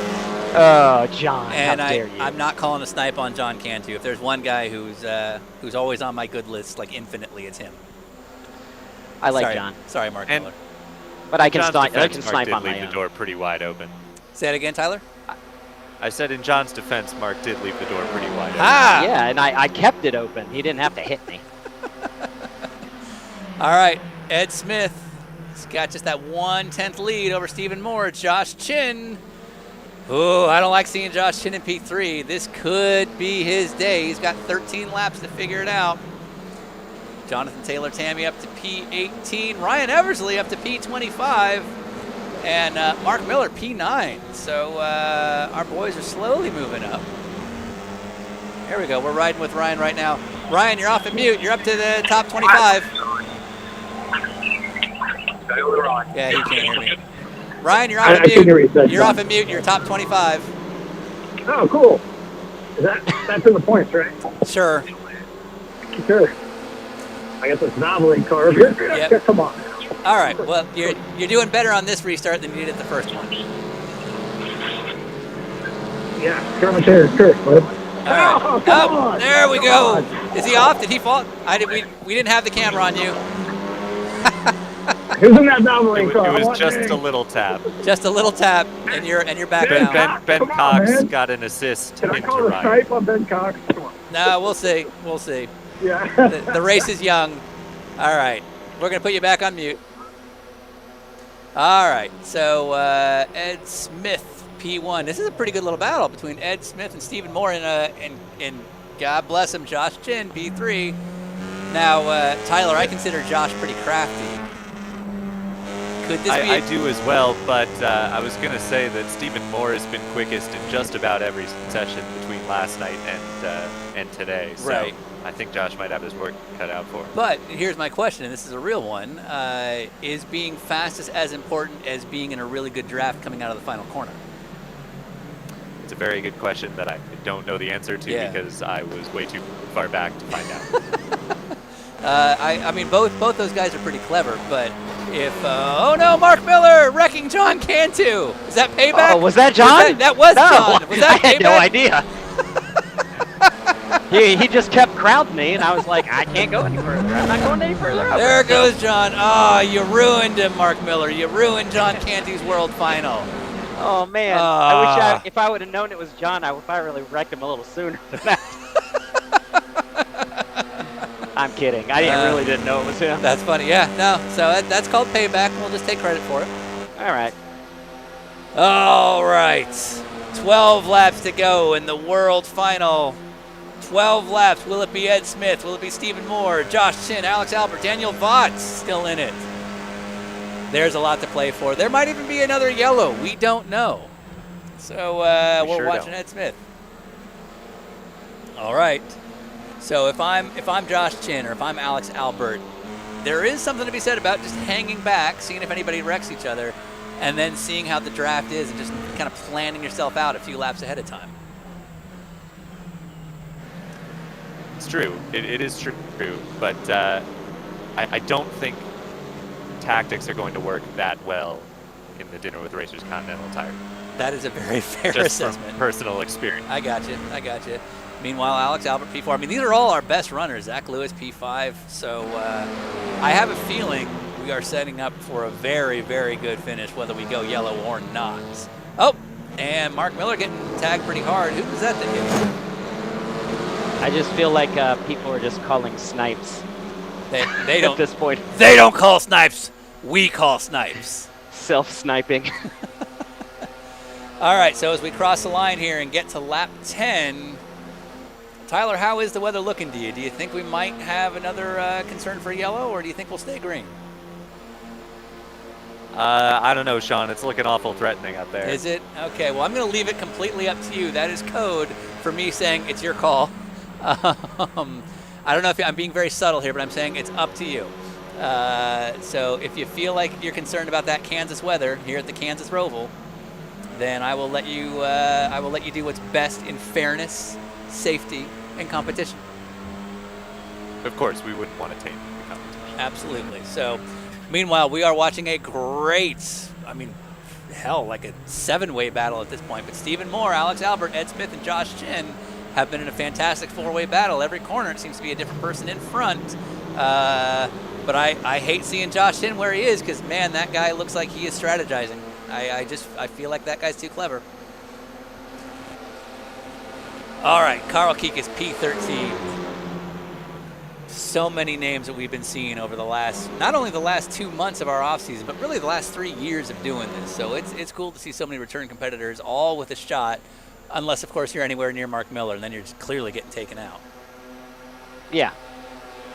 Or taking me out. Or which is sure, fine. sure. It's all part of the game. Where are you now, Mark Miller? You're P12. I don't know, like 13th or 12th Okay. or something. Okay. All right. What do you think? If there was a yellow, do you think you'd have a shot? Oh yeah. Okay. All right. Well, we'll see. I don't need one though. Okay. We'll see what happens. Well, I mean, it's up to Tyler as far as his concerns for weather, because it's Kansas. It's the Roval. I've got my radar pulled up. Okay. I'm keeping an eye on it, Sean. Okay. Okay. I'm just gonna shut up and let you do what you do. That's good management right there. That's just letting people do their jobs. That's what I'm known for.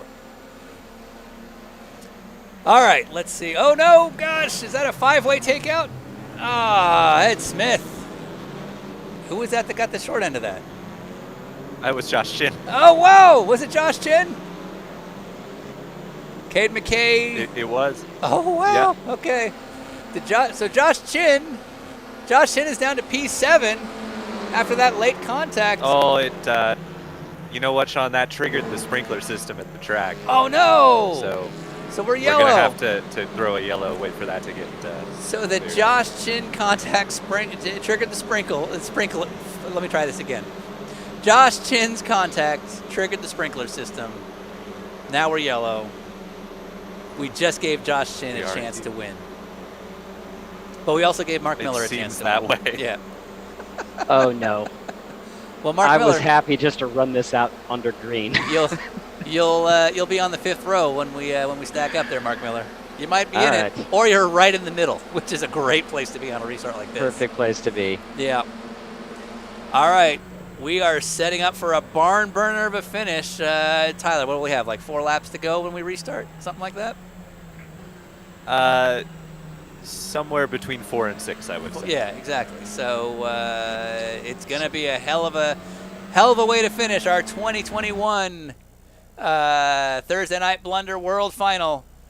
Mark Miller's got a shot at it. Josh Chin still got a shot at it. Stephen Moore's got a shot at it. I'm gonna take Ryan off of mute. Ryan, you are off of mute. I'm not sure that you have as much of a shot as Mark Miller does, but we got one final restart. Here's the thing, like, I'm watching chaos in front of me. I'm like, oh, cool. If I just be patient here, and then, like, 10 people pile into you, they're like, oh, all right, never mind. Fair enough. All right. You are currently P22. We'll have a restart with, like, 4 or 5 laps to go.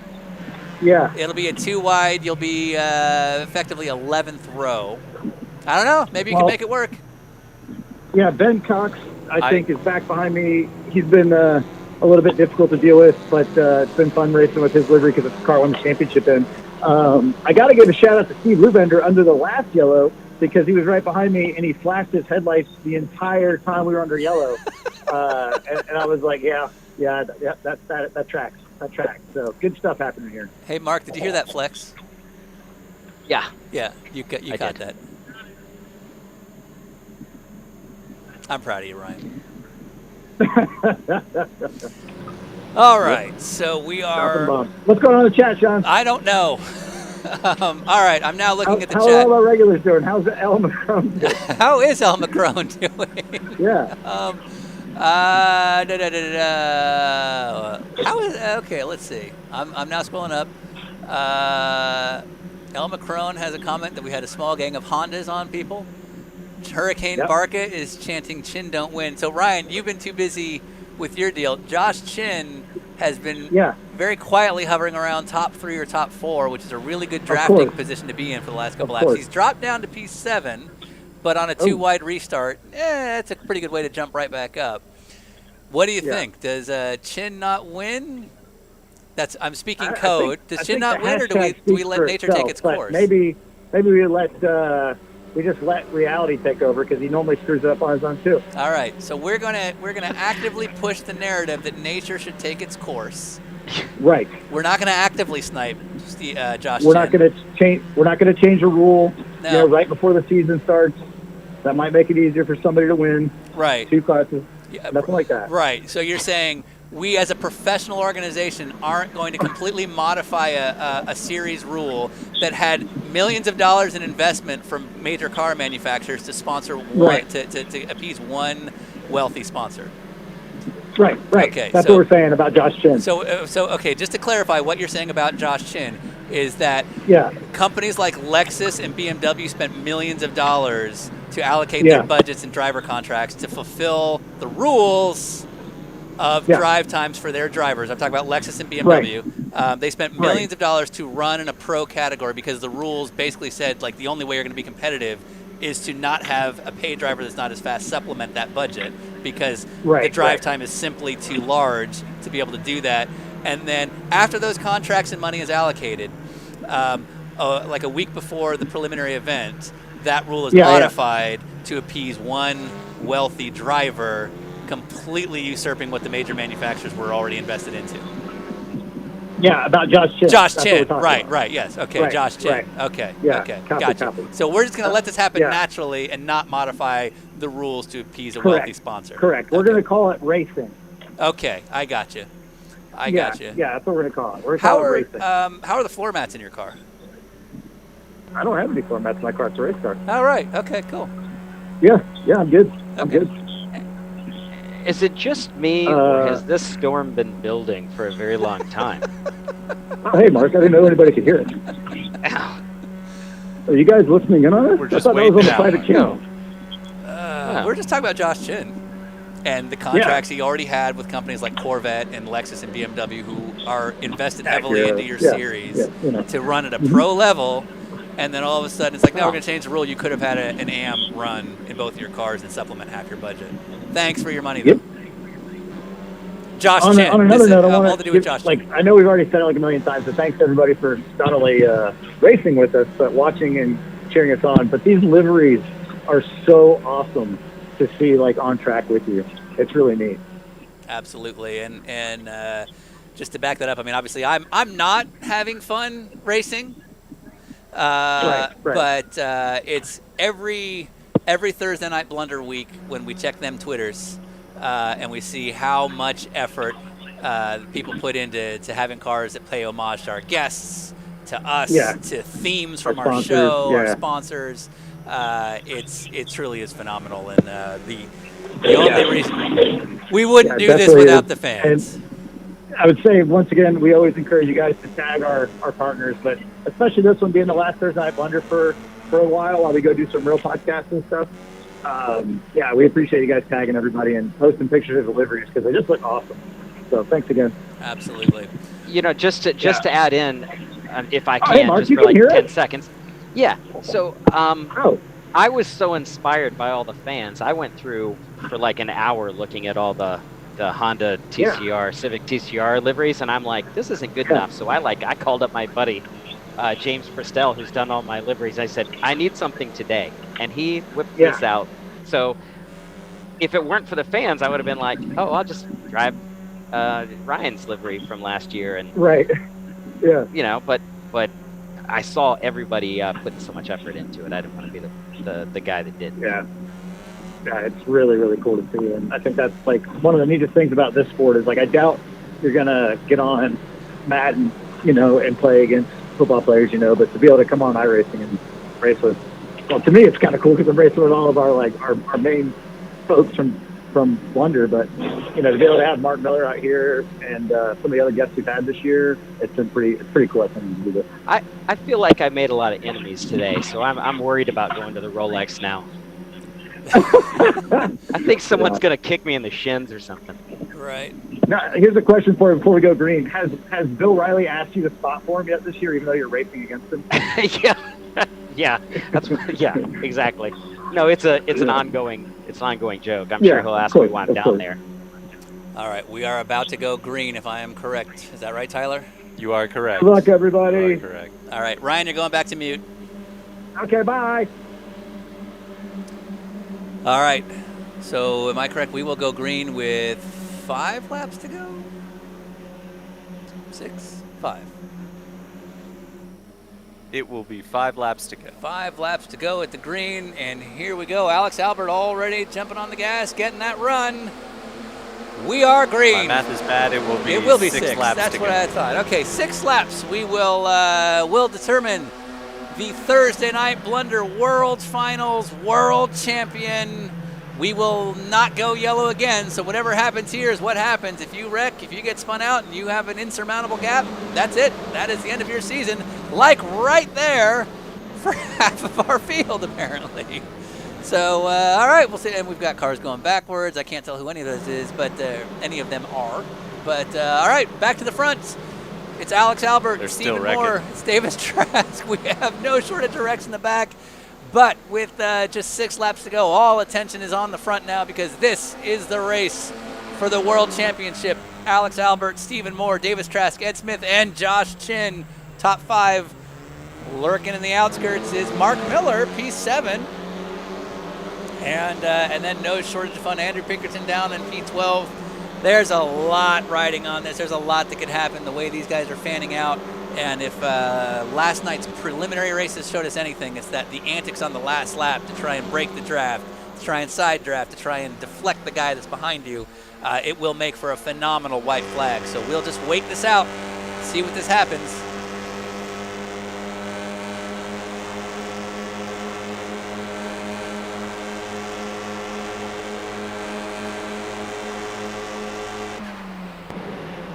All right. Alex Albert now in the lead. There we go. And Mark Miller, did I hear you say, oh no? Oh, wasn't me. That was me. It was Ed Smith who lost it on the brakes from 3rd. Oh no! Where did he fell back to P9, 3.5 seconds back. Can you make that gap up in 5 laps? I think with the draft you could. Yes. Yes, you can. All right. Tyler, 5 laps to go now. What do you think? Who's your money on? Oh, who's that? We've got, is that Aspen Belvin? Zach Lewis. Zach Lewis and Josh Chin. Turn sideways. Josh Oh, no, Chin. not Josh. Josh Chin doing exactly what we thought might happen.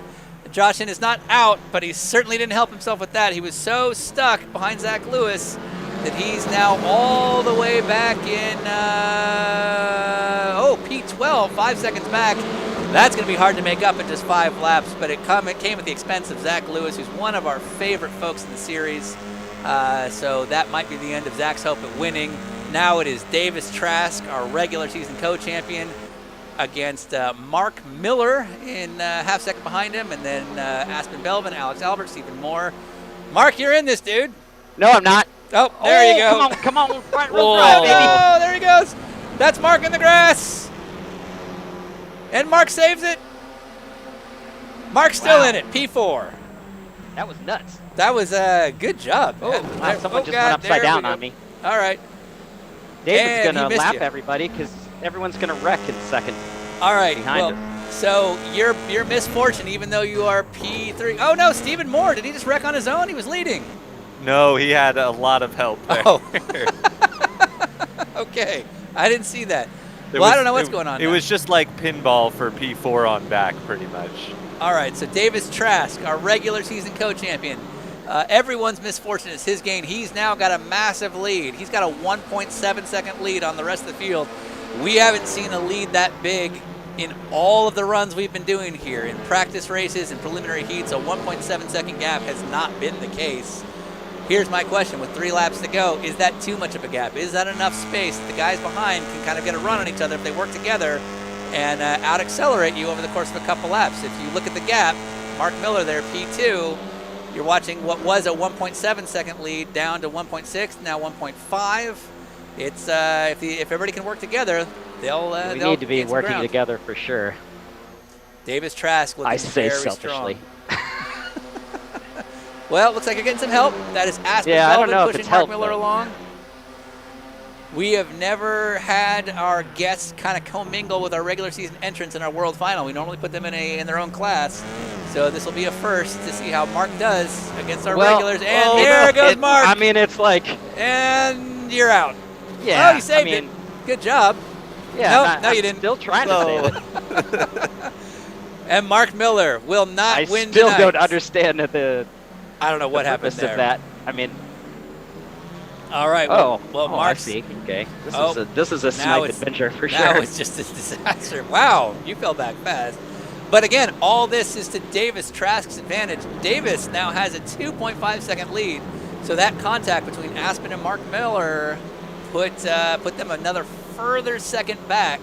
So Aspen, Brett, and Josh Chin would have to work closely together to manage that gap. And I don't know, with just 2.5 laps to go, that's going to be a pretty tall order. What do you think, Tyler? That is going to be a tough task. What was impressive about all of that was I don't think Mark was the first car to get hit in any of those incidents he had. He seemed to get about 6 different people pushed into him over the course of 4 corners. Excellent. All right, Davis Trask. That gap is not shrinking. He was 2.7 seconds on the last lap. He's now 2.6 on this lap. We have 2 laps to go. Aspen Belvin and Brett Pancari doing everything they can to catch that ground, but they're racing each other, which is not the way to catch that gap. So we'll see if Davis can hold on. That gap is now shrunk. Well, no, it hasn't. Now it's back up. So it's looking really good for Davis with a lap and a half to go. We're watching Mark Miller now falling all the way back to P12. He'd had such a run 2 laps ago. Ryan Eversley up to 24th, so he might be cracking the top 25. And Josh Chin, P4. Josh Chin, P4. But looking like the streak will continue. Chin may not win. We've got basically a lap and a half to figure that out. And Davis Trask now up to 2.8 seconds. Almost up to 3 seconds for the gap between Davis and Aspen. So Davis is in really, really good shape to take this this World Championship in the that's right. This is the that's the what is on that car? I can't tell. I see us on the hood. That is excellent. And it appears to be a lot of quotes. There's a lot of quotes from different episodes. So those are all of the guests who've had weird things to say about our show on the side of the door. Final lap for Davis Trask. 2.8 seconds Ooh, he's above. deep into turn 1. Aspen Belvin. Oh boy. All right, just a couple more turns to go for Davis Trask. That gap fell back just a little, but then he's gained it. He's gained it right back. We're watching Mark Miller going off track again. Carl Keek is having a pretty rough feature race. But I don't know what's going on with my timing. My timing just went nuts. I don't know what happened. It says Lee Lucas is leading, but Davis Trask is still in the lead, correct? Correct. Okay, so our timing is off. I don't know what happened to our timing there on the upper left, but we will ignore that. We'll just ignore the upper left for a second or take it down. I think Lee shortcut. He skipped the rope. I got you. Okay, so we'll ignore Lee Lucas's lead. He will be penalized for that. Okay, that's what threw it off. Okay. Well, meanwhile, Davis Trask, ignore that it says P2 because he's really the leader. If Lee Lucas is getting ready to get DQ'd, Davis will have just a couple of corners to go, and Davis Trask will be our world champion. Here we go. We go into NASCAR 3. Now he's down to the main stretch. And Davis Trask, if we ignore timing, is the Dinner with Racers Thursday Night Blunder World Finals World Champion. Aspen Belvin is going to be P2. Josh Chin, P3. Josh Chin will get a podium, but he will not be a winner yet again. And the insanity continues. Ryan, you are unmuted. You are finishing. Hey. Top 25, man. 22nd. Oh, Jason Owens got me. Nice job. Got her. There we Oh, go. wheel came off. There we go.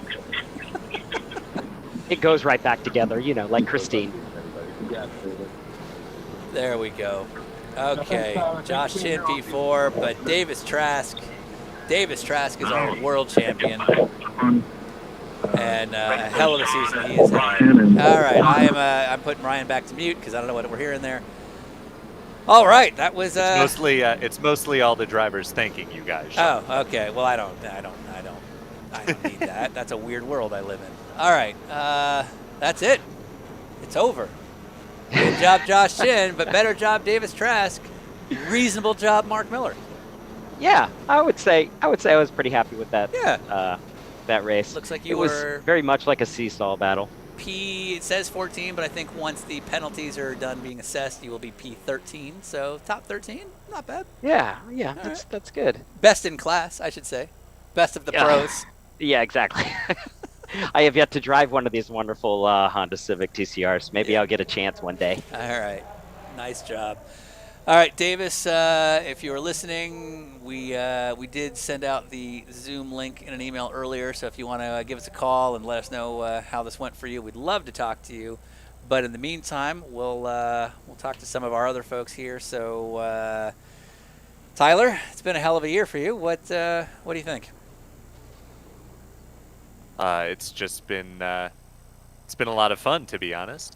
I've never been fired and rehired in such short order before. Well, I will say you were never rehired. I learned a lot. You just showed up and we didn't kick you the out. situation. Sorry, fired and reintroduced into the series on probation in such short order before.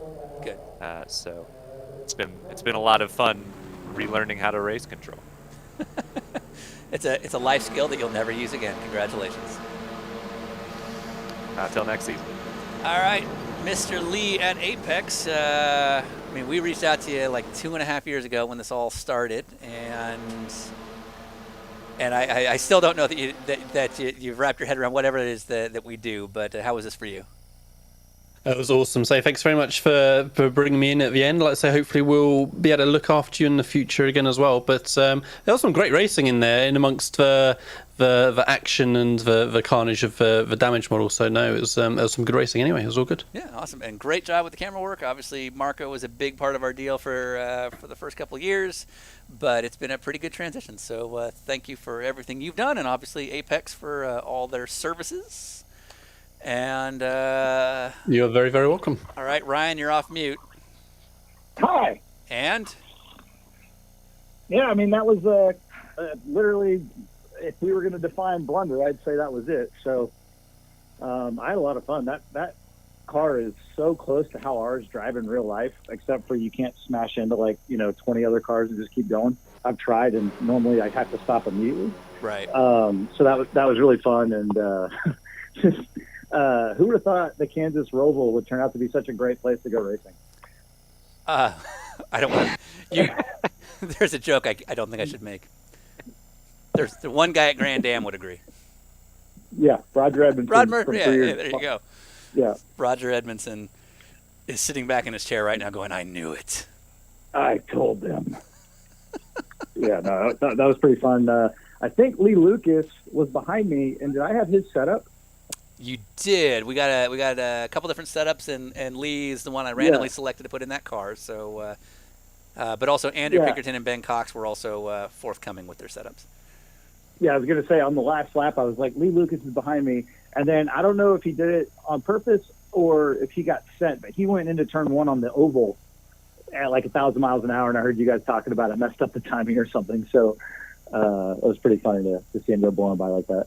Nice. But needless to say, it worked. But on the line with us is our Blunder world champion, Yay! Davis Trask. Woo! Let's go. How about that? Congrats, man. Well, Davis, what have you got to say? Well, first of all, I just want to say thank you to you guys for putting this on. It's been fun every time that I've done it. I've never had a bad time. So just big thank you to you guys. Big thank you to Continental, Valvoline, Trading Paints, Acura. Of course, got to get that out of the way. But had a real 0 to hero there. My computer actually crashed in the first heat race. So it wasn't so you doing the LCQ and kind of gaming the system was not a deliberate thing. No, I was intending to qualify in the top 5 and then game the system in the feature. So when I ended up last on the grid in the LCQ, I kind of had to use my cheat there. Right. And luckily it worked out there. And just to spell this out, so you were our co-regular season champion with Jacob Campbell. And as just sort of a reward for winning that championship, we gave you basically a free pass where Tyler would clear a penalty of your choosing as long as you didn't gain 10 seconds and as long as it didn't happen with 10 laps to go. So you basically deliberately jumped the start for the LCQ so that you could get ahead of everybody by a couple seconds and then just sort of plant yourself there.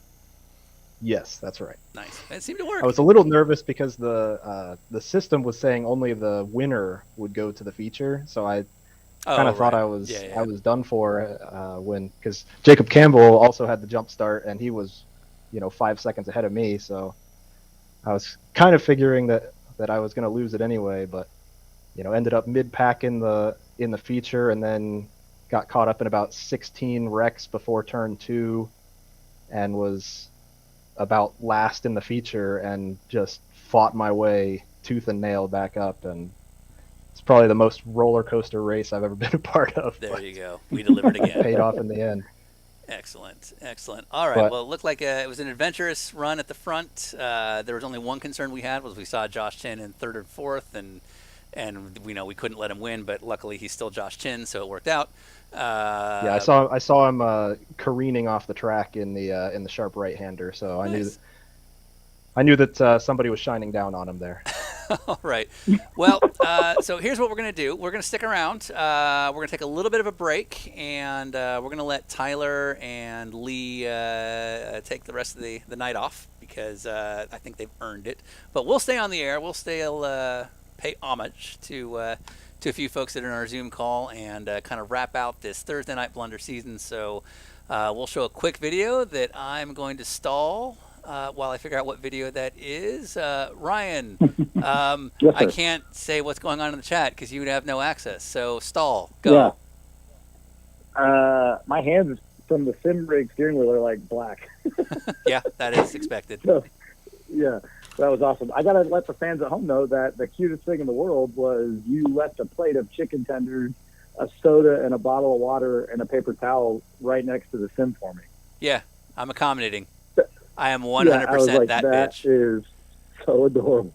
Was it a kid's meal? You're like, here's your snack pack, buddy. I know you're going to have fun. Like, yeah, that's my goddamn life right now. Yeah.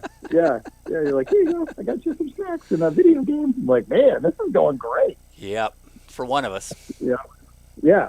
Did you find that video yet? You just became the internet. All right. All right. Mark Miller, thank you for your time as always. Anything? That was a lot of fun for Bill. Yeah, big congrats to Davis Trask. He drove a really great race. I really wish I could have run with him, but that was a lot of fun. I made a lot of enemies, none of them intentionally. So you kind of made a little enemy with me during practice, actually. Yeah, that was on purpose. That's the only time I did something on purpose. But it was a lot of fun. Give you a little bump draft every time I saw you after that. Yeah, thank you. I appreciate it. But it was a lot of fun. Like I get an opportunity to do some iRacing during the week from time to time, and this is by far the best, most courteous group that I've raced with, in any league so far. And it's funny because, it doesn't always look like that in the race, but everyone's usually really courteous. So regardless of what happened in the race today, it was a lot of fun. Nice. All right. Well, on that note, Tyler, thank you for all of your time. Great job. I guess you're hired back for whatever we do in the future. And sounds like a lifetime contract. Yeah, exactly. Well, you're paid so well. And Lee, thank you and Apex for all the services as usual. And no problem at all. We'll see you next time. On that note, we'll show a quick video, but we are not done. We'll be back with a few winners, but we're going to let these guys go home. So we'll be right back. Well, everybody's heard about the Bird. Bird. The bird's a winner, well, a bird. Bird. The bird is a winner, well, a bird. Bird. And the bird is a winner, well, don't you know that? Bird. And everybody knows that Bird. the winner, well, a bird. Gerd.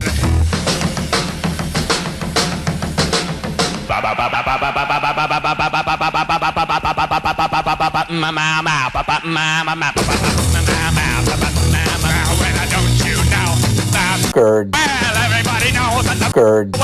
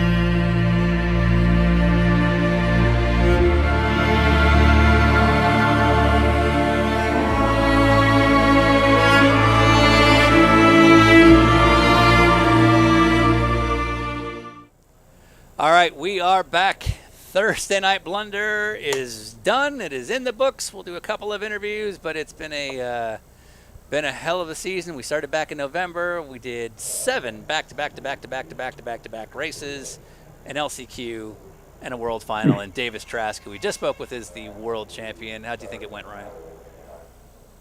I thought it was awesome. The liveries at every race, they made it so much fun. I think our guests really appreciated seeing like the tributes that would come up with, you know, especially like Lynn St. James when she saw her old Trans Am car, you know. Yeah. I thought, that kind of stuff to us is really touching as well, and you can tell the guests appreciate it. So when you guys take the time to do that, the funny fake press releases like Jason Skeens put out, things like that, like we love that. So I thought it went really well, and it was a lot of fun. And if you're a DWR fan, you definitely know what we're about. So I loved it. All right. Well, speaking of people who get it, I don't know where he finished because I have a very bad memory when I'm hitting buttons. But with us right now is Patrick Lindsay, not of IMSA fame, but of Trading Paints fame.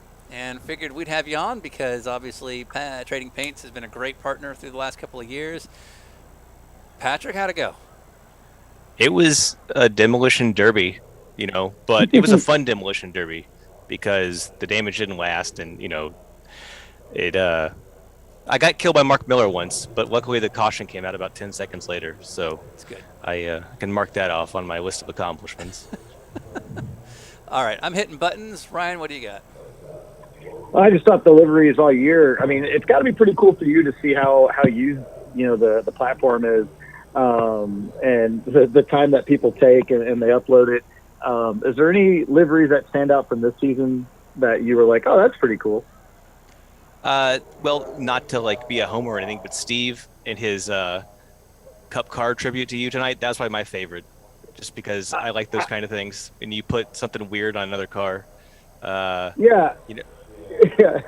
Right when I got to the office here and I got on the thing, the first thing that popped up when I put the headset on was him pulling off pit lane, and I saw that it said NASCAR driver on the thing, and I was like, I love these guys. They're so creative, and it looked awesome on the TCR car. So yeah, that was pretty cool. I thought that was great. And then I don't know if you heard me on the chat earlier, but under yellow on the first yellow during the feature, he was sitting right behind me the entire time holding the flasher button down, and I was like, yeah, that's Stevie Wonder. That track. Yeah. Steve taped it down. He just taped it down. If you hold it down, it just Yeah. goes forever. So Yeah. Steve taped it down so it blinked on everybody. Another one I liked was Pinkerton's English with Tanto car. That was probably my favorite, in the non-trading paints division. Yeah. Excellent. While you guys are talking, real quick, for folks in the Zoom room, we once again have somebody by the name of Screen Share. So I don't know who you are, because I would love, I think Screen Share in the past has been Josh Chin. And so maybe that's Josh Chin, but maybe it's, oh, never mind. I'm not going to make the joke I wanted to make. Maybe it's somebody else. And I don't, if it's Josh Chin. So, Screen Share's gone. Screen Share went to fix it. All right. Very good. You were so close. Yeah. All right. Ryan, I saw that you were racing one of the cars that I painted up for it was in the showroom. I think it was the 2017 NSX that you were driving. So that was cool. Oh, is that what it was? Yes. I actually never saw it. Yeah. I just sat down and got in, and Sean had set it up for me. Yeah. But your livery with the Honda logos, when I was behind you on one of the restarts, I was like, that was awesome. That livery still holds up. I thought that was really cool. And then I don't know what the polka dot livery was, but there was 10 of them that seemed out there that just had a bunch of random DWR stuff on it. So that's always fun to see when people just levitate towards a really random livery. Yeah, that's I don't think there was a bad one. Even the ones that were bad on purpose were good, just because. Right. It's a nice thing when someone gets into it. It's not people running a whole bunch of iRacing base schemes that have nothing on them. Yeah, every week that we do this, I'll get on Twitter at some point, and I'll get tagged in one of the photos, and it's my livery for this week, and you just see the creativity and the time people put into it, and it's kind of it's almost like when you get a model toy, at the store, you get a new Hot Wheels or something, you're like, check it out, look what they made, it's the same kind of childish fun. So I can definitely see why people are hooked on this, and I can also see why I should not get my own sim rig, because I would just sit here all day doing this. Well, that's what happened to Dale Jr. He got hooked on iRacing way back when, and it took his friends to pull him away and go live outside and do things. So, because he used to be I could totally see it, because every time I've played it, especially with a sim rig and everything, it's oh man, this is so the Honda feels so close.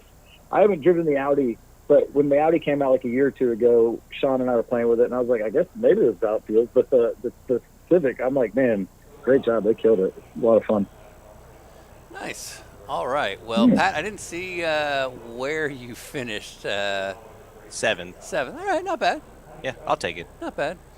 All right. Well, we got a few different people in the chat. Stephen Moore is in there, Jared Wakefield, but you can stay or you can go. But I don't mind if you stay, Patrick, because we are bringing the one and only Josh Chin. Y'all hang around. Onto the deal here. Let's see if he's officially in. Josh Chin. Hello. That's not our fault. We didn't do this one. No, you really didn't. And I got hit a few times by people just flying in the corner. It was a good time. All right. So you didn't earn your way into the world final. We did this on the Prociniano. And did you expect that? Were you halfway thinking you'd get into this race? No. When I saw the email at 4 this morning, I was like, "Is Sean okay? Has someone? Oops. Is he good? Yep. Do we have to have a conversation? Are you good, Sean?" No. No. It's been years. Yeah. This is nothing new. My entire existence is based on depression and anger. This is nothing new. But and chicken sandwiches. Yeah. Healthy diet.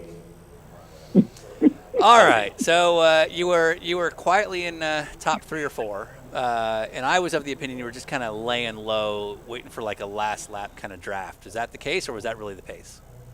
That was kind of the pace. I'm not very good in front-wheel drive cars, and I was just holding on for dear life, trying to not get hit from behind. It felt like everyone else was better on brakes than I was, and I'd get down in the corner and just kind of go, well, I'm either going to get hit in the rear or the front, and I hope it's the front. Gotcha. All right. And then what happened at the end there? I got stuck together with Zach, and we were there for about a good 5-10 seconds with me just stuck T-boning him, and I finally got him out of the way and made my way back up through, but Davis was already so far gone that none of us were going to catch him, and we just kind of all started racing each other for second place. I still don't know how I got second, because Aspen was in second, and then he was DQ'd at the line, I guess? I don't know. I didn't see that part. We only know I that. think it was he might have gone through the to the NASCAR turn 2, and it might have disqualified him while the race was counting down to the end. Oh, we'll that's take a true. look. Well, we're not gonna. I mean, it doesn't matter. But we'll take it. So, all right. Well, this one's on you. We didn't do this one, and you did lose several seconds being hooked up, matting it. But you know what is better than staying matted on the throttle for 6 seconds trying to unhook? Is lifting for half a second to unhook. No, I think I was still going to be stuck there because I don't think he had his foot on the gas. Okay. What do I know? All right, very good. Well, I got to say, real quick, Josh, it was cool in practice. You and I ran like 3 laps together, and I saw your name on the little telemetry thing, and I was like, oh, it's Josh Chin right there. I know this guy. That's cool. So that was pretty fun. And I know you run pretty well, so I was like, all right, if I'm relatively close to him, I might not be horrendous. So I was proud of that. It was definitely an interesting experience seeing Orion on the track. It wasn't the Ryan I was expecting at first, and then started talking and went, that's not the Ryan I thought it was. We're not saying any further because, yeah, we all use the proper accounts. Exactly. Awkward laughing. It's a renamed account. It's fine. Yeah. Okay. Yeah. All right. Well, on that note, we'll everybody's free to stay on. We can just make it one giant group chat, but only because I enjoy this kid. He's been new to the season, new to the series. We're connecting to Jared Wakefield. Yeah. Who's been a big part of our series all year. Brand new to the whole thing, and then just immediately took to what we're doing. So, and I am loving this mustache game that you're playing there, Jared Wakefield. How'd it go? Yeah, I came home from college, and I was just kind of sitting around, and I was like, okay, I'm bored. Eversley, open the door. You gotta there'll be a reverb, but you gotta see what he's doing. You gotta see this rocking mustache. Hold on, this dude's on another level. I don't know what's even. Yeah. There's no sunglasses this week, I see. There we go. No sunglasses, but you're rocking the stash. Should have gone and I've got these old '90s Dallas Cowboys visor sunglasses. Should have got those. What is the hat? What is your hat?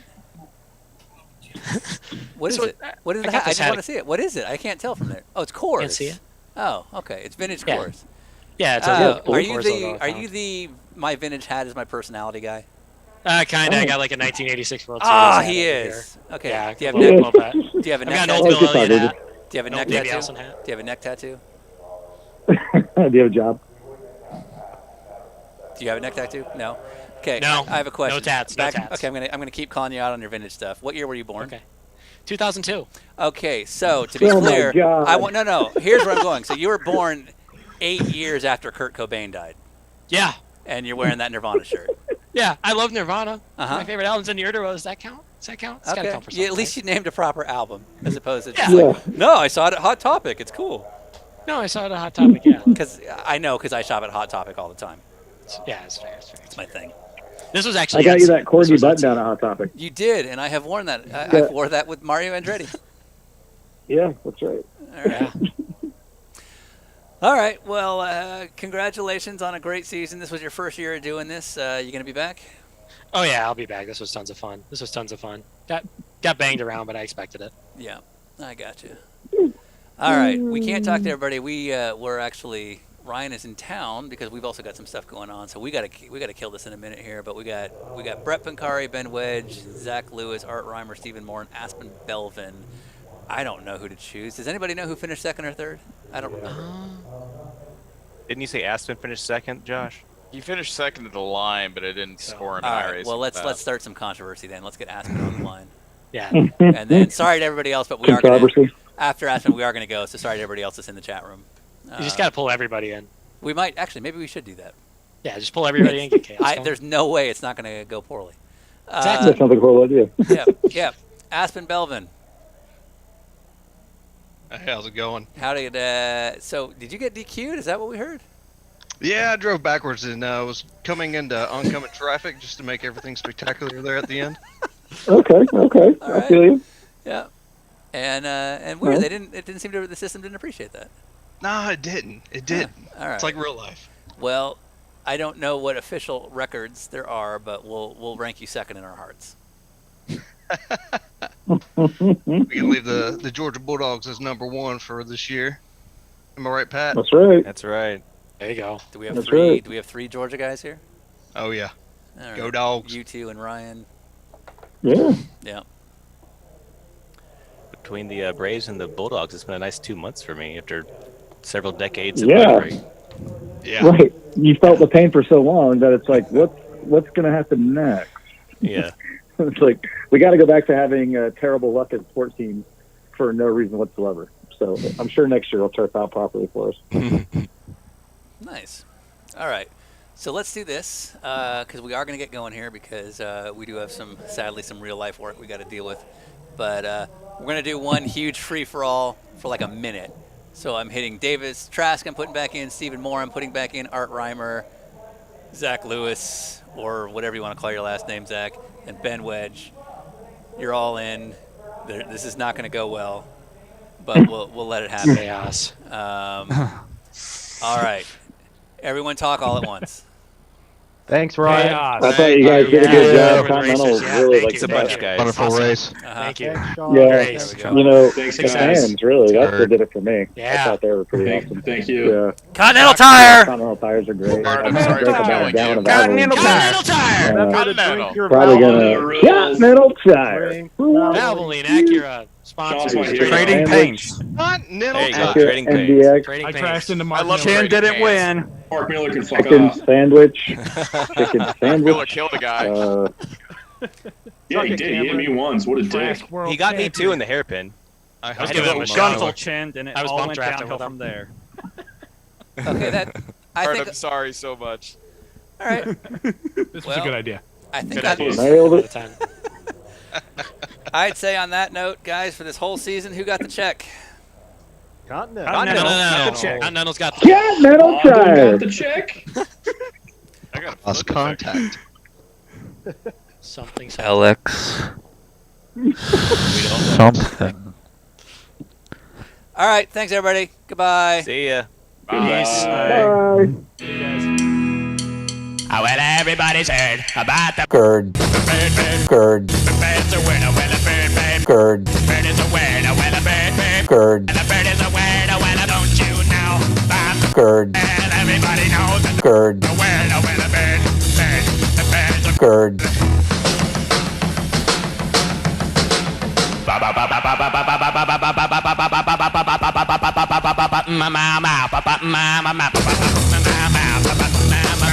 don't you know that? Gerd. Well, everybody knows that the Gerd. winner,